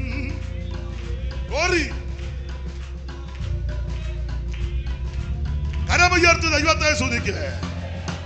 അപ്പൊ ആബീബ മാസം 10-ാം തീയതി ഒരാട്ടുംകുട്ടിയെ വേർതിരിച്ചു. 14-ാം തീയതി സന്ധ്യാസമയത്ത് അതിനെ അറുത്തു. അതിന്റെ രക്തം ഒരു കിണ്ണത്തിലെടുത്ത് ഈ സോപ്പ് ചെടിയുടെ കെട്ടിടത്തി കിണ്ണത്തി മുക്കി കട്ടളക്കാർ രണ്ടിലും കുറുമ്പടിയിലും പുരട്ടി.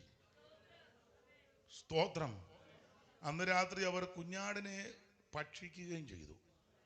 കുഞ്ഞാടിനെ ഭക്ഷിക്കുന്നതിനൊക്കെ വിധമുണ്ട്. ചുമ്മാ വലിച്ചു വാരി തിന്നുകയൊന്നും ചെയ്യരുത്. കല്യാണത്തിന് പോയി അവിടെ കിടന്ന് മേളാൻ കഴിക്കുന്നത് പോലെ ഷട്ടറിൻ്റെ അവിടെ നിന്ന് ഇടിച്ചൊരു കയറ്റു കയറി വെച്ച് അവിടെ 8 പീസ് മീൻ വെച്ചതാ. അത് 4 പീസും അങ്ങ് തിന്ന്. അത് 8 കസേര ഇടുമ്പോൾ 8 പേർക്കുള്ളതാ. അല്ല നിനക്ക് തന്നെ അവിടെ വെച്ചതല്ല. ആദ്യം ചാടി കയറി നട്ട് 2 പീസ് എടുത്ത് 8 കട്ട്ലേറ്റ് വെച്ചിട്ടുണ്ടെങ്കിൽ 8 പേർക്കുള്ളതാ. നീ അത് 3 എണ്ണം എടുത്ത് നിനക്ക് വേണം നിന്റെ വീട്ടിൽ പെമ്പളയോട് പറയണം. അവളും കണക്കാ, അവള് 4 പീസ് എടുത്ത് വെച്ചിരിക്കും. നിങ്ങൾ ചിരിക്കാനൊന്നും പറ. അങ്ങനെ കാണിക്കുന്ന ബെടലകളുണ്ടെന്ന്. അന്തസ്സില്ലാത്ത പരിപാടി ഇല്ലേ? ഒരു തരം അവൻ്റെ 3 പീസ് മീൻ എടുത്ത് വെച്ചു. ഞാൻ തിരിച്ച് 2 എണ്ണം വാടി ഇടിപ്പിച്ചു. നീ 1 കഴിച്ചാ നിന്റെ ഒന്നും പറയുന്നില്ല. ഞാൻ പാടില്ല. അങ്ങനെ അങ്ങ് ആർത്തി പണ്ടാരമായിട്ട് നടക്കരുത്. എൻ്റെ കടലുമായിട്ട് ബന്ധമുണ്ടോ? എടാ, പൊതുരംഗത്ത് ചെല്ലുമ്പം പൊതുസ്ഥലത്ത് ചെല്ലുമ്പോൾ മാന്യത വേണ്ടായോ? വേണ്ടേ? മറ്റുള്ളവനെയും കൂടെ പരിഗണിക്കണം. നീ മാത്രം കുടഞ്ഞിട്ടങ്ങ്.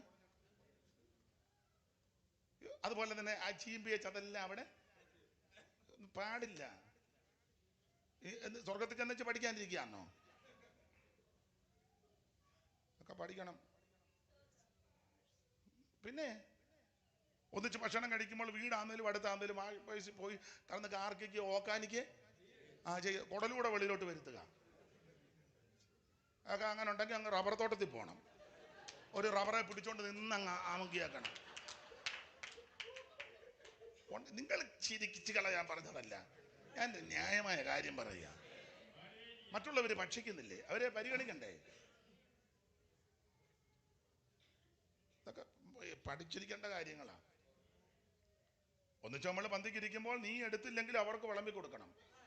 പ്രായമുള്ള അപ്പനും അമ്മയും നമ്മുടെ പന്തിയിൽ പോണ്ടെങ്കിൽ അവർക്ക് വിളമ്പി കൊടുക്കണം. അമ്മച്ചി അവിടെ ഇരിക്കും, എടുത്ത് തരാം, ഇപ്പൊ ചെന്നിരിക്കുക. അതുപോലെ കഴിച്ചേച്ച് ആ കൈ കൊണ്ട് സ്പൂണെ പിടിക്കരുത്. കുറെ ഗുണം പിടിക്കാത്ത കുറെ എണ്ണമുണ്ട്. ഇത്ര ബോധവും വിവരവും ഇല്ലാത്ത അളിച്ച് വാരി തിന്നേച്ച് ആ കൈ കൊണ്ട് പിന്നെ ആരും പിടിക്കുമല്ലോ, ഇവന് തന്നെ അമക്കാവല്ലോ. ഇതൊക്കെ എന്തിനും പഠിക്കാനാ? ഉണ്ടെന്ന് ഒത്തിരി ഉണ്ടെങ്കിൽ വയ്യാവേലികള്. ഞാൻ തമാശ പറഞ്ഞതല്ല, കാര്യമായി പറഞ്ഞത്. ഇതൊക്കെ പഠിക്കണ്ടേ? അക്രൈസ്തവനോ നിരീശ്വരവാദിയോ മറ്റു സമുദായസ്ഥരുണ്ടെങ്കിൽ അവരെ ആദ്യം ഇരുത്തണം. വന്നാട്ടിരുന്നാട്ട്. നമ്മുടെ സഭയിലെ വിശ്വാസികൾ മാറി നിൽക്കണം, ഇരിക്കാൻ പറയണം. ഇത് നമ്മുടെ ആൾക്കാർ കയറി ആദ്യം ഇരിക്കുക. ഇവിടുത്തെ കാര്യമല്ല, ഞാൻ പൊതുവിലായി പറയുന്നത്. അവരെ ആദ്യം ഇരുത്തണം. അപ്പൊ അവരെ ബഹുമാനിക്കണം. ഞാൻ വളരെ പ്രാഗൽഭ്യത്തോടെ പറയാം, ഞങ്ങളുടെ സഭയിലെ ദൈവത്തിൻ്റെ ഒത്തിരി ഇതുപോലെ ആളൊന്നുമില്ല കേട്ടോ. കുറച്ച് പേര്, 100 പേരേ ഉള്ളൂ സഭായകത്തിന്.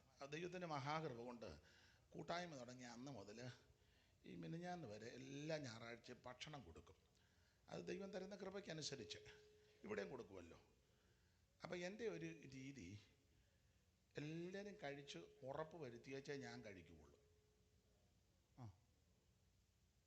എല്ലാവരും കഴിച്ച് ഉറപ്പ് വരുത്തി.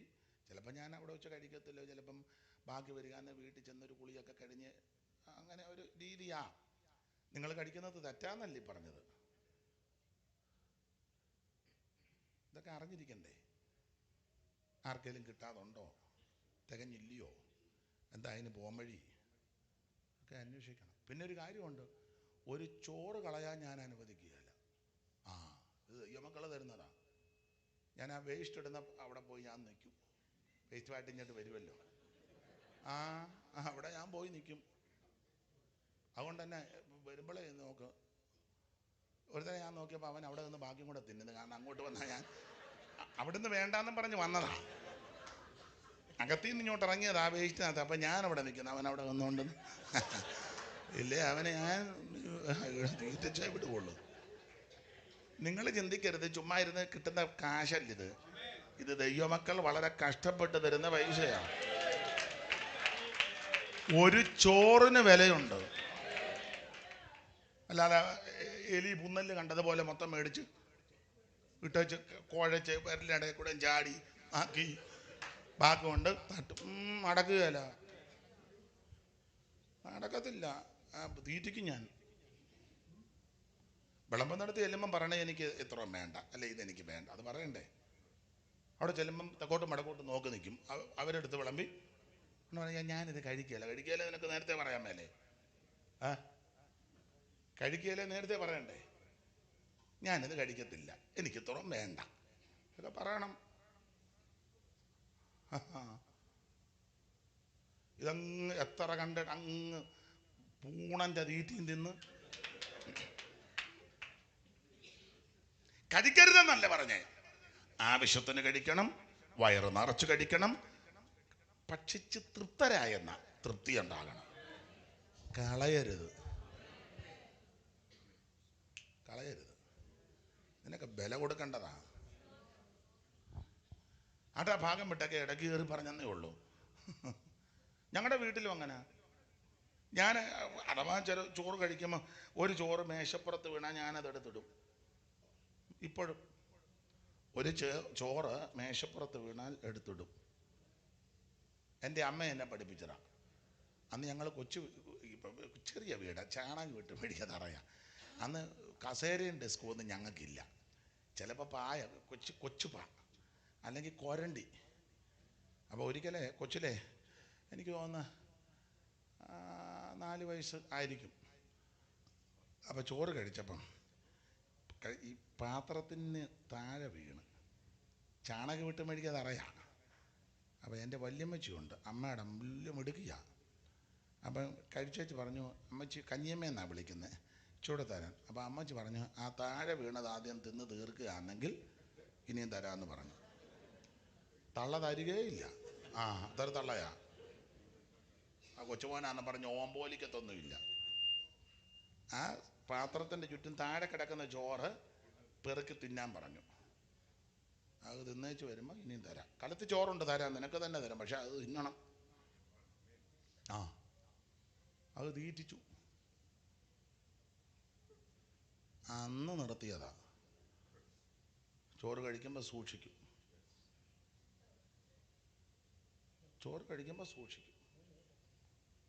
അമ്മച്ചി അങ്ങനെ ആയിരുന്നു. ഒരു ചോറ് കളയുകയല്ല. ഞങ്ങൾ സാധുക്കളാണ്. എൻ്റെ അമ്മ പാടത്ത് പോയി പണിത് കൊയ്ത് മെതിച്ച് കൊണ്ടുവരുന്നതാണ്. അപ്പം അമ്മ പറഞ്ഞ ഭാഷ അതേ മുതുകുണങ്ങി കൊണ്ടുവന്നതാണ്. നിനക്കങ്ങനെ കളയാനുള്ളതല്ല. അമ്മയുടെ മോളാ എൻ്റെ അമ്മ. അപ്പം വല്യമ്മച്ചി പറഞ്ഞതാ. വല്യമ്മച്ചി ആ ചോറ് വിളമ്പി തരുന്നത്. അമ്മ കൊയ്യാനൊക്കെ പോവും. അങ്ങനെ കൊയ്ത് മെതിച്ച് കൊണ്ടുവരുന്ന നെല്ല് കുത്തി എന്നൊക്കെ വീട്ടിലല്ലേ പുഴുങ്ങി. അപ്പം അത് കളഞ്ഞപ്പം വല്യമ്മച്ചിക്ക് ഇഷ്ടപ്പെട്ടില്ല. അങ്ങനെ പറഞ്ഞ് അതാദ്യം അങ്ങ് തിന്നതേ, എൻ്റെ കുഞ്ഞെ പോയി മുതുകുണക്കി കൊണ്ടുവരുന്നതാ, ഇങ്ങനെ കളയാനൊക്കത്തില്ലെന്ന് പറഞ്ഞു. നമ്മുടെ ഇടയിലൊരു പഴഞ്ചൊല്ലില്ലേ, ചൊട്ടയിലെ ശീലം. അതാ. അല്ല, വേറെ പുസ്തകത്തിലുണ്ട്. പിന്നെ ബാലൻ നടക്കേണ്ടെന്ന്. അങ്ങനെ. അല്ല, വൃദ്ധനായപ്പം അപ്പച്ച അതുകൂടെ എടുക്ക, അപ്പച്ചനൊരു തൊഴി തരും. അപ്പച്ചൻ പറയും, ഞാൻ ഇന്ന് വരെ എൻ്റെ ആയുസിൽ തിന്നിട്ടില്ല, നീ എന്നെ തീറ്റിക്കാൻ. അരിപ്പച്ചനാന്ന് പറഞ്ഞാലൊന്നും കാര്യം നടക്കുകയല്ല. വില കൊടുക്കണം ഇതിനൊക്കെ. കല്യാണം നടത്തുന്ന മിക്കതിനെയും ദൈവം ന്യായം വിധിക്കും. എന്ത് ഭക്ഷണമാ വെറുതെ കളയുന്നേ? ഇവന്റെ എല്ലാം പത്രാസും പ്രൗഢിയും കാണിക്കാൻ ജ്യൂസ് തന്നെ ഒരു 10-12 ടൈപ്പ്. നിന്ന് എല്ലാത്തിനും തീനോ, പക്ഷെ നിന്ന് കന്ന് വെള്ളം കുടിക്കും പോലെ നിന്ന് അങ്ങ് കുടിക്കും എല്ലാത്തിനും. അതേതാ അച്ഛാ? അത് ഗ്രേപ്സ്. ഇതേതാ അച്ഛാ? അത് എന്താ വാട്ടർ? അത് മിക്സഡ് ജ്യൂസ്. ചുമ്മാ കന്ന് കാടി കുടിക്കും പോലെ നിന്ന് അങ്ങ് കുടിച്ച് മറിഞ്ഞ് മതിച്ച്. പിന്നെ അവിടെ എല്ലാം മറത്ത് വെച്ചത് സമൂസ, ചെറിയ പപ്സ്, അതെല്ലാം അങ്ങ് അതിനായിട്ട് തന്നെ അങ്ങ് വരുന്ന ആൾക്കാരുണ്ട്. എന്ന് വെച്ചാൽ കല്യാണത്തിന് ഇന്ന് ഉറങ്ങുക, ഇതെല്ലാം അടിച്ച് പെരുക്കിയേച്ച്.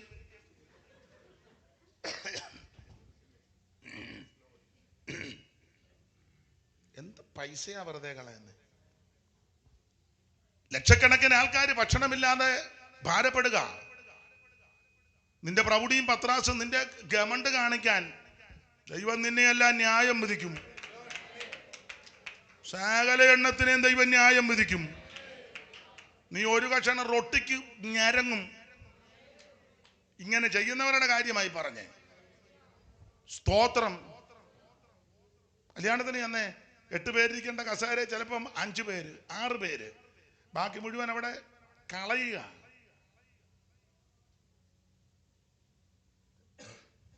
ദൈവം ന്യായം വിധിക്കും. ഒരു നല്ല ഭക്ഷണം കഴിക്കാൻ ആഗ്രഹിക്കുന്ന എത്രയോ കുഞ്ഞുങ്ങളുണ്ട്. നിങ്ങൾ അനാഥശാലയിൽ ചെന്നേ,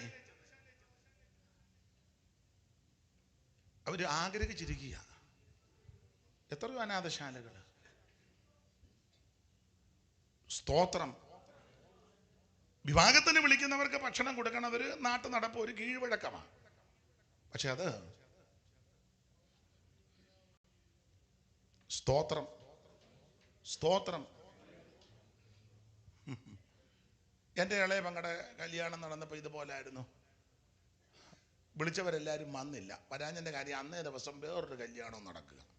അങ്ങോട്ടും ഇങ്ങോട്ടൊക്കെ പോകണ്ടായോ. അപ്പം അവർ പിന്നീട് ആ ഡേറ്റ് തീരുമാനിച്ചു. നമുക്ക് ഒത്തുമില്ല. അപ്പം എന്തായാലും അപ്പം ചോദിച്ചു എന്തോ ചെയ്യും. ഞാൻ പറഞ്ഞ ആവശ്യമുള്ളത് കൊടുക്കുക. ബാക്കി വന്നത് ഞാൻ അന്ന് തന്നെ ഒരു അനാഥശാലയെ കൊണ്ട് മുഴുവനും കൊടുത്തു. വലിയ സന്തോഷമായി അവർക്ക്. അങ്ങനെയൊക്കെ ചെയ്യണം. ഒരു ചോറ് കളയരുത്. ഞങ്ങളുടെ വീട്ടിൽ ഞാൻ ഇന്നും, ഞങ്ങളുടെ വീട്ടിൽ ഇഷ്ടം പോലെ ആളുണ്ട് കേട്ടോ. വല്യമ്മച്ചി വീട്ടിലുള്ളത് കൊണ്ട് ഇപ്പോൾ 10-15 പേര് എല്ലാ ദിവസവും ഉണ്ട്. 15 അല്ല, ചിലപ്പം 18-19 ഒക്കെ ഉണ്ട്. എൻ്റെ വല്യമ്മച്ചി എൻ്റെ കൂടെ ഇപ്പോൾ ഉണ്ട്. വയ്യ, 107 വയസ്സ് കഴിഞ്ഞ് 108. അപ്പം വീട്ടിലാണ് ശുശ്രൂഷിക്കുന്നത്. അപ്പം അച്ചാച്ചൻ്റെ പെങ്ങന്മാരും എൻ്റെ പെങ്ങന്മാരും കൊച്ചമ്മയെല്ലാം വീട്ടിലുണ്ട്. ഒത്തിരി പേരുണ്ട്. അപ്പം ഞാൻ പറയും, ആവശ്യത്തിന് കഴിച്ചോണം, ഒരു ചോറ് കളയരുത്. ഞാൻ അടുക്കളയിൽ കയറും. അടുക്കളയിൽ കയറി നോക്കും. അതൊക്കെ ഞാൻ നോക്കും. ഞാൻ ഡൈനിങ് ടേബിൾ വെച്ചിരിക്കുക. തമാശ ഒന്നുമല്ല. ലൈമ നിങ്ങൾ ഓർക്കുന്നത് രാവിലെ കളസവും ഇട്ടുകൊണ്ട് 10 വട്ടം ഇറങ്ങിയെന്നാണ്. ഒരു കാര്യവും ശ്രദ്ധിക്കുകയില്ല. അങ്ങനൊന്നുമല്ല. രാവിലെ ഞാനും അടുക്കളയിൽ കയറും. എന്നതാ ഉണ്ടാക്കുന്നത്, എന്തുവാ ചെയ്യുന്നത്, അതൊക്കെ. പിന്നെ ഇത് ചുമ്മാ ഒന്നും കിട്ടുന്ന കാശല്ല, ദൈവമക്കൾ തരുന്നതാ. അതൊന്നും അങ്ങനെ ചുമ്മാ കളയാൻ ഒക്കത്തില്ല. അര ഗ്ലാസ് കാപ്പി ബാക്കി വന്നാൽ ഇതാരുടെ കാപ്പിയാന്ന് ചോദിക്കും. ഇനി കുടിയടാന്ന് പറയും. അല്ലേ, കാവളിഞ്ഞൊക്കെ പിടിച്ച് വായിലൊഴിച്ച് കൊടുക്കും ഞാൻ. ഇതിനൊക്കെ വില കൊടുക്കേണ്ടതാ. ആയിരക്കണക്കിന് 10,000-കണക്കിന് ആൾക്കാർ ബുദ്ധിമുട്ടുക.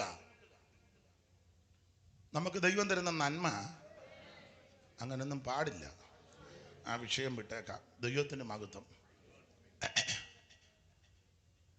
അപ്പൊ കുഞ്ഞേടിനെ ഭക്ഷിക്കണം. എങ്ങനെ ഭക്ഷിക്കണം, എങ്ങനെ ഭക്ഷിക്കരുത് വ്യവസ്ഥ ഉണ്ട്. 12:7 അതിന്റെ രക്തം കുറെ എടുത്ത് തങ്ങൾ തിന്നുന്ന വീടുകളുടെ വാതിലിന്റെ കട്ടളക്കാൽ 2-മേലും കുറുമ്പടി മേലും പുരട്ടണം. അതിന്റെ രക്തം കുറെടുത്ത് തങ്ങൾ തിന്നുന്ന വീടിന്റെ കട്ടളക്കാൽ 2-ലും കുറുമ്പടി മേലും പുരട്ടണം. അന്ന് രാത്രി അവർ തീയിൽ ചുട്ടതായ മാംസവും പുളിപ്പില്ലാത്ത അപ്പവും തിന്നണം. പിന്നെ കയ്പ് ചീരയോടുകൂടി അതിനെ തിന്നണം. തലയും കാലും അന്തർഭാഗങ്ങളുമായി തീയിൽ ചുട്ടിട്ടല്ലാതെ പച്ചയായിട്ടോ വെള്ളത്തിൽ പുഴുങ്ങിയോ തിന്നരുത് എന്ന് പറഞ്ഞാൽ നിന്റെ ഇഷ്ടത്തിന് തിന്നരുത്. അതാ പ്രമാണം. നിന്റെ ഇഷ്ടത്തിനൊന്നും അതിനരുത്. എനിക്കിതാ ഇഷ്ടം, അത് നിന്റെ വീട്ടിൽ. സഭയ്ക്കകത്ത് വരുമ്പം ഇതിന് പ്രമാണമുണ്ട്. ഇതിനകത്തെ പ്രമാണം കയ്പ് ചീര വേണം, പുളിപ്പില്ലാത്ത അപ്പം വേണം. കയ്പ് ചീര തീയിൽ ചൂടണം. ഇതാണ് പ്രമാണം.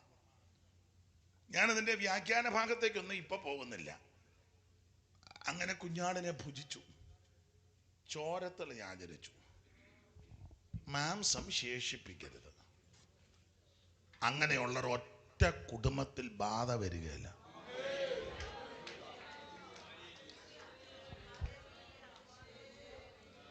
കയ്പ് ചീരയും പുളിപ്പില്ലാത്ത അപ്പവും കൂടെ കൂട്ടിപ്പിടിച്ച് തീയിൽ ചുട്ട മാംസം ഭുജിച്ച് ആ കുഞ്ഞാടിന്റെ രക്തം കട്ടളക്കാലിൽ പുരട്ടുന്ന ഒറ്റ കുടുംബത്തിൽ ബാധ വരികയല്ല. Praise the lord, praise the lord. ബാധ വരാതിരിക്കണമെങ്കിൽ ഒന്ന്, നീ രക്ഷിക്കപ്പെടണം. മറ്റൊരുത്തനും രക്ഷയില്ല. യേശുക്രിസ്തു മാത്രമാണ് രക്ഷകൻ. ഒരേ ഒരു രക്ഷകൻ, ഒരേ ഒരു രക്ഷിതാവ്, ഒരേ ഒരു വീണ്ടെടുപ്പുകാരൻ, ഒരേ ഒരു രക്ഷകൻ, നസറായനാകുന്ന യേശുക്രിസ്തു.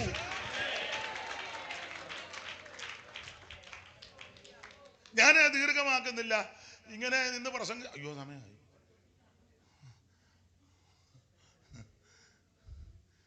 ഞാൻ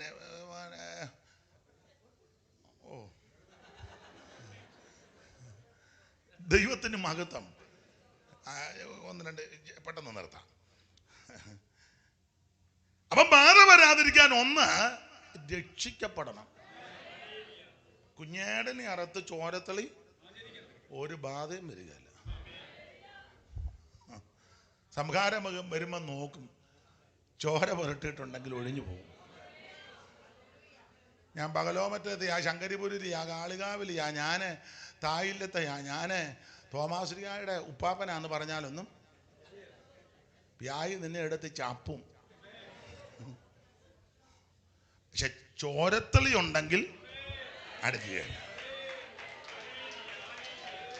കുഞ്ഞാട്ടിന്റെ രക്തമാണെന്നെ വീണ്ടെടുത്തത്, കുഞ്ഞാട്ടിന്റെ രക്തമാണെന്നെ വീണ്ടെടുത്തത്, തൻ്റെ ജീവൻ തന്നെയാ എന്നെ നടത്തുന്നതും, തൻ്റെ ജീവൻ തന്നെയാ എന്നെ നടത്തുന്നതും, തന്നെയും തൻ്റെ കഷ്ട പാടുകൾ തൻ മരണം, തന്നെയും തൻ്റെ കഷ്ട പാടുകൾ തൻ മരണം, തൻ പുനരുത്ഥാന ശക്തിയെയും ഞാൻ നന്നായി അനുഭവിച്ചിന്നും വണങ്ങും, തൻ പുനരുത്ഥാന ശക്തിയെയും ഞാൻ നന്നായി അനുഭവിച്ചിന്നും വണങ്ങും.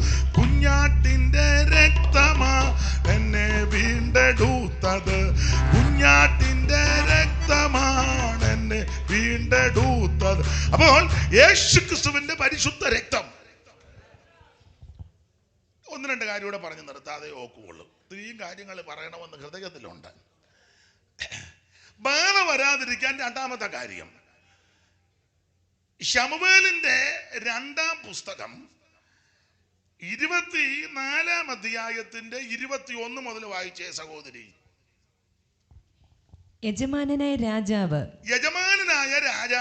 അടിയന്റെ അടുക്കൽ വരുന്നത് എന്ത് എന്ന്, അടിയന്റെ അടുക്കൽ വരുന്നത് എന്താ എന്ന് ഇത് അരവന ദാവീദിനോട് ചോദിക്കുക. അതിന് പശ്ചാത്തലമുണ്ട്. ദാവീദിന് അങ്ങനെ ഇരുന്നപ്പോ പുള്ളിക്ക് ഇടയ്ക്കിടയ്ക്ക് ഇച്ചിരി ഇളക്കമുണ്ട്. ആർക്കാ? ഒരിളക്കമായിരുന്നു മത്തേന്ന് എഴുന്നേറ്റ് പോയത്. പിന്നെ ഇപ്പൊ ഒരിളക്കം എന്നാന്ന് വെച്ചാൽ പുള്ളിക്ക് ഒരിളക്കം. എല്ലാരും ഒന്ന് എണ്ണി നോക്കണം. യഹോവയുടെ കോപം വീണ്ടും ഇസ്രായേലിന്റെ നേരെ ജ്വലിച്ചു. നീ ചെന്ന് ഇസ്രായേലിനെയും യഹൂദയെയും എണ്ണുക എന്നിങ്ങനെ അവർക്ക് വിരോധമായി ദാവീദിന് തോന്നിച്ചു. ദാവീദിന് തോന്നിച്ചു. ഈ തോന്നൽ എങ്ങനെ വന്നതാ? ഒന്നുകൂടെ വായിച്ചേ സഹോദരി. യഹോവയുടെ കോപം വീണ്ടും ഇസ്രായേലിന്റെ നേരെ ജ്വലിച്ചു. ഞാൻ വാക്യം തരാം. ജ്വലിച്ചു വായിരുന്നു. നീ ചെന്ന് ഇസ്രായേലിനെയും യഹൂദയെയും എണ്ണുക എന്നിങ്ങനെ എണ്ണുക എന്നിങ്ങനെ അവർക്ക് വിരോധമായി ദാവീദിന് തോന്നിച്ചു. പിന്നെ അങ്ങനെ രാജാവ് തന്റെ സേനാധിപതിയായ യോവാബിനോട്, ആ. ദാൻ മുതൽ ബേർശേബ വരെ ഇസ്രയേൽ ഗോത്രങ്ങളിലൊക്കെയും നിങ്ങൾ സഞ്ചരിച്ച് ജനത്തെ എണ്ണി ജനസംഖ്യ എന്നെ അറിയിപ്പീൻ എന്ന് കൽപ്പിച്ചു. അതിന് യോവാബ് രാജാവിനോട്, യജമാനനായ രാജാവിന്റെ കാലത്ത് തന്നെ നിന്റെ ദൈവമായ യഹോവ ജനത്തെ ഇപ്പോൾ ഉള്ളതിൽ 100 ഇരട്ടി വർദ്ധിപ്പിക്കട്ടെ. എങ്കിലും യജമാനായ രാജാവ് ഈ കാര്യത്തിന് താല്പര്യപ്പെടുന്നത് എന്തിന് എന്ന് പറഞ്ഞു. എങ്കിലും യോവാബ് പടനായകന്മാരും ദാവീദിന് അങ്ങനെ ഇരിക്കുമ്പോ ഇടയ്ക്ക് ഇളക്കമുണ്ട്. ഒരിളക്കമായിരുന്നു മെത്തേന്ന് എഴുന്നേറ്റത്. ഇപ്പൊ ഒരിളക്കം കയറിയത് എന്നതാ? ജനത്തെ ഒന്നുകൂടെ വാക്യം വായിച്ചു. 24:1. യഹോവയുടെ കോപം വീണ്ടും ഇസ്രായേലിന്റെ നേരെ ജ്വലിച്ചു. നീ ചെന്ന് ഇസ്രായേലിനെയും യഹൂദയെയും എണ്ണുക എന്നിങ്ങനെ അവർക്ക് വിരോധമായി ദാവീദിന് തോന്നിച്ചു. ദാവീദിന് തോന്നിപ്പിച്ചെന്ന ഈ തോന്നല് കൊടുത്തത് ആരാന്നറിയാമോ? തോന്നല് കൊടുത്തത് ആരാ? ഒരു വാക്യം വായിച്ചേ മോളെ. ദിനവൃത്താന്തങ്ങളുടെ 1-ാം പുസ്തകം 21:1 വായിച്ചേ. 21:1. അനന്തരം സാത്താൻ ഇസ്രായേലിന് വിരോധമായി എഴുന്നേറ്റു. ഇസ്രായേലിനെ എണ്ണുവാൻ ദാവീദിന് തോന്നിച്ചു. ഇന്നത്തെ ദാവീദ് പറയും, ദൈവാത്മാവ് എന്നോട് പറഞ്ഞു നിങ്ങളെയൊക്കെ വന്ന് മുതുപിശാച് കയറിയേക്കുക. അത് പറയാ ദൈവാത്മാവ്. പണ്ട് ഞങ്ങളുടെ ഒരു അച്ചായനോട് ഒരു സഹോദരി എന്ന് പറഞ്ഞു, അച്ചായനോട് 10,000 രൂപ ചോദിക്കണമെന്ന് ദൈവാത്മാവ്. അപ്പം പുള്ളി പറഞ്ഞു, എന്നിട്ട് എന്നോട് ഇതുവരെയും ദൈവാത്മാവ്.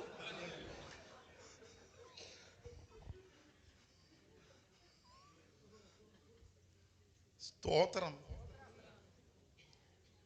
24-ാം അധ്യായം ശമൂവേലിന്റെ 2-ാം പുസ്തകം 24-ൽ തോന്നിപ്പിച്ചെന്നേ ഉള്ളൂ. ആ തോന്നല് കൊടുത്തത് ദിനവൃത്താന്തക്കാരൻ പറയുക, സാത്താൻ തോന്നിപ്പിച്ചു.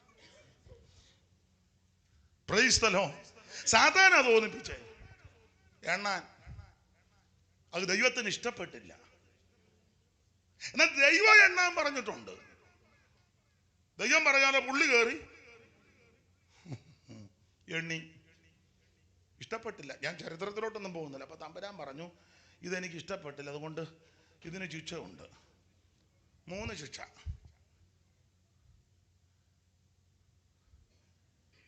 ഏഴ് വർഷം വലിയ ദാരിദ്ര്യം വരാൻ പോവുക. അത് വേണോ? അയ്യോ വേണം. എന്നാ 3 മാസം ശത്രുക്കളുടെ കയ്യിൽ ഏൽപ്പിക്കും. ശത്രു പിന്തുടരും. വേണോ? അയ്യോ. അന്നാ ഒരു കാര്യം, 3 ദിവസം മഹാമാരി, കോവിഡ്.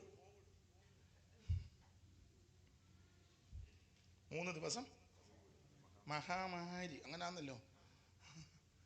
ഉടനെ പുള്ളി പറഞ്ഞു, ആ വല്ലോൻ്റെയും കൈ വീഴുന്നതിലും നല്ലത് വല്ലവൻ്റെയും കൈ ചെന്ന് വീഴുന്നതിലും നല്ലത്. പണ്ട് ഒരാൾ പറഞ്ഞു, കുടഞ്ഞാലും കൊട്ടയ്ക്കകത്ത് ജീവനുള്ള ദൈവത്തിൻ്റെ കൈ വീഴുന്നതാണ് നല്ലത്. അപ്പൊ അങ്ങനെ വീണെന്ന് ഏൽപ്പിച്ചു കൊടുത്തപ്പം 3 ദിവസം മഹാമാരി, ബാധ. ഒരു ദൂതൻ അങ്ങോട്ടിറങ്ങി ബാധയായിട്ട്. അങ്ങനല്ലേ വായിക്കുന്നത് മോളെ? വായിച്ച്. എന്നാൽ ദൈവദൂതൻ യെരൂശലേമിനെ ബാധിപ്പാൻ അതിന്മേൽ കൈ നീട്ടിയപ്പോൾ, ദൈവത്തിന്റെ ദൂതൻ യെരൂശലേമിനെ ബാധിക്കാൻ കൈ നീട്ടി. ബാധ വരിക. ദൂതൻ അങ്ങോട്ടിറങ്ങി ബാധിക്കാൻ തുടങ്ങി. പാട്ടുപെട്ട ആൾക്കാർ മാറ്റി. ഭയങ്കര പ്രശ്നം. യഹോവ അനർത്ഥത്തെക്കുറിച്ച് അനുതപിച്ചു. ജനത്തിൽ നാശം ചെയ്യുന്ന ദൂതനോട്, ജനത്തിൽ നാശം, ബാധ വന്ന് നാശം വിതറുകയാ. ദൂതനോട് യഹോവ, മതി, നിന്റെ കൈ പിൻവലിക്കാൻ പറഞ്ഞു. അന്നേരം യഹോവയുടെ ദൂതൻ യെബൂസ്യൻ അരവനയുടെ മെതിക്കളത്തിൽ അരികിൽ ആയിരുന്നു. ദൂതൻ അവിടെ വന്നു. അടുത്തത്, ജനത്തെ ബാധിക്കുന്ന ദൂതനെ ദാവീദ് കണ്ടിട്ട് യഹോവയോട്, ഞാനല്ലോ പാപം ചെയ്തത്. അയ്യോ, ഞാനാ. അങ്ങനെ ബോധം ഉണ്ടായല്ലോ. നമ്മളാണെ വല്ലോന്റെ മണ്ട വെച്ച് കൊടുക്കും. ഇവര് കാരണം എനിക്കൊന്ന് ബലപ്പെടാൻ. പിന്നെ സഭ ശരിയല്ലെന്നല്ലേ ഞാൻ ഇങ്ങനൊന്നും. പിന്നെ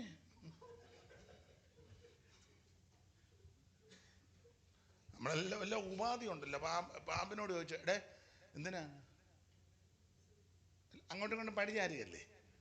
തള്ളയോട് ചോദിച്ചു, കാ തിന്നോടി. പാമ്പ് വന്നതാണ്. ഉണ്ടോ?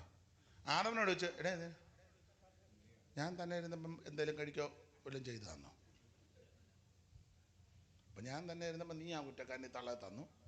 തള്ളയോട് ചോദിച്ചാൽ പറഞ്ഞ് പാമ്പ് വന്നു. നീ എന്തിനാ പാമ്പിനെ ഉണ്ടാക്കി? ഇതൊക്കെ എല്ലാം അങ്ങോട്ടും ഇങ്ങോട്ടും പഴിചാരികല്ലേ. അപ്പൊ ദാവീദ് പറഞ്ഞു ഞാനാ പാപം ചെയ്തത്, ജനമെന്തോ പിഴച്ചു. അപ്പൊ അവിടെ ഒരു പദമുണ്ട്, ദൂതൻ അരവനയുടെ കളത്തിൽ വന്നിട്ട് മാറുന്നില്ല. അങ്ങനല്ലേ? ഒന്നുകൂടെ വായിച്ചേ. എന്നാൽ ദൈവദൂതൻ യെരൂശലേമിനെ ബാധിപ്പാൻ അതിന്മേൽ കൈ നീട്ടിയപ്പോൾ യഹോവ അനർത്ഥത്തെക്കുറിച്ച് അനുതപിച്ചു. ജനത്തിൽ നാശം ചെയ്യുന്ന ദൂതനോട് മതി, നിന്റെ കൈ പിൻവലിക്കാൻ കൽപ്പിച്ചു. അന്നേരം യഹോവയുടെ ദൂതൻ യെബൂസ്യൻ അരവനയുടെ മെതിക്കളത്തിനരികെ ആയിരുന്നു. അരികെയായിരുന്നു. ജനത്തെ ബാധിക്കുന്ന ദൂതനെ ദാവീദ് കണ്ടിട്ട് യഹോവയോട്, ഞാനല്ലോ പാപം ചെയ്തത്, ഞാനല്ലോ കുറ്റം ചെയ്തത്, ഈ ആടുകൾ എന്ത് ചെയ്തു? നിന്റെ കൈ എനിക്കും എന്റെ പിതൃഭവനത്തിനും വിരോധമായിരിക്കട്ടെ എന്ന് പ്രാർത്ഥിച്ചു പറഞ്ഞു. അന്ന് തന്നെ ഗാദ് ദാവീദിന്റെ അടുക്കൽ വന്ന് അവനോട്, നീ ചെന്ന് യെബൂസിനെ അരവനയുടെ കളത്തിൽ. അപ്പൊ ശ്രദ്ധിക്കുക, ഈ ദൂതൻ അരവനയുടെ കളത്തിൽ നിൽക്കുക. അന്നേരം കൈ അങ്ങ് വലിച്ചു, ഒന്നും ചെയ്യാൻ പറ്റുന്നില്ല. കാരണം പറയാം, ഈ അരവനയുടെ കളത്തിൽ വന്നിട്ട് അങ്ങോട്ടും ഇങ്ങോട്ടും പോകാത്തതിൻ്റെ പുറകിലോട്ടെടുത്താൽ ഈ കളത്തിൽ വെച്ചാണ് ഇസഹാക്കിനെ യാഗം അർപ്പിക്കുന്നത്. സ്തോത്രം. അവിടെ ആ ശലോമോൻ ആലയം പണിയുന്നത്, ഇവിടെ ആ ദാവീദ് യാഗം കഴിച്ചത്. സ്തോത്രം. അല്ലെ ഒർണാന്റെ കളം. ഇവിടെ പണ്ട് തീ ഇറങ്ങിയ സ്ഥലമാണ്. കാരണം കൂടെ പറയാം, കൊച്ചനെ കയ്യും കാലും കെട്ടി യാഗപെടുത്തി വെച്ച് അവറാച്ചൻ കത്തി എടുത്തപ്പം സ്വർഗം പറഞ്ഞു, അവറാച്ച കണ്ടിക്കരുത്. കത്തി എടുത്തപ്പോഴേ കർത്താവിന് മനസ്സിലായി അവറാച്ചൻ കണ്ടിക്കുന്നതിനാണ്. നമ്മൾ കത്തി എടുത്ത് ഇങ്ങനെ ആക്ഷൻ കാണിച്ച് നിൽക്കത്തേ ഉള്ളൂ. Hallelujah, hallelujah. നമുക്ക് മുഴുവൻ ആക്ഷനാണല്ലോ. കത്തി എടുത്തപ്പോഴേ കർത്താവിന് മനസ്സിലായി അവറാച്ചൻ കണ്ടിക്കും. അതുകൊണ്ടാണ് പെട്ടെന്ന് ഉടനെ പറഞ്ഞു ബാലൻ്റെ മേൽ. എന്നിട്ട് നോക്കുമ്പം അബ്രഹാം തിരിഞ്ഞു നോക്കിയപ്പോൾ ആട്ടുംകുട്ടി നിന്ന സ്ഥലമായത്.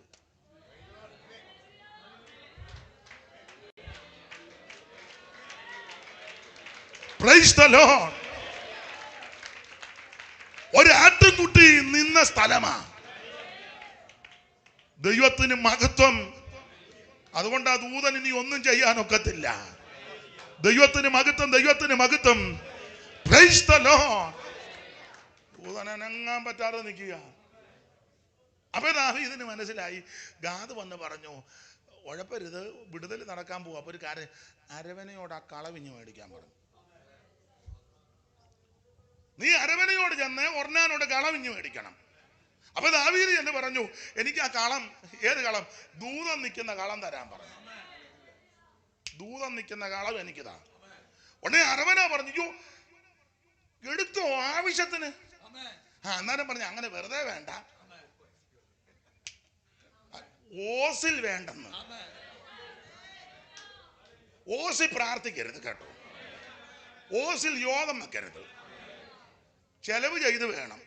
അങ്ങനല്ലേ മോളെ? വായിച്ചേ പെട്ടെന്ന് വായിരു. രാജാവും അവന്റെ ഭൃത്യന്മാരും തന്റെ അടുക്കൽ വരുന്നത് കണ്ടാറേ അരവന പുറപ്പെട്ടു ചെന്ന് രാജാവിന്റെ മുമ്പിൽ സാഷ്ടാംഗം വേണ്ടി നമസ്കരിച്ചു. പിന്നെ യജമാനെ രാജാവ് അടിന്റെ അടുക്കൽ വരുന്നത് എന്ത് എന്ന് അരവന ചോദിച്ചു.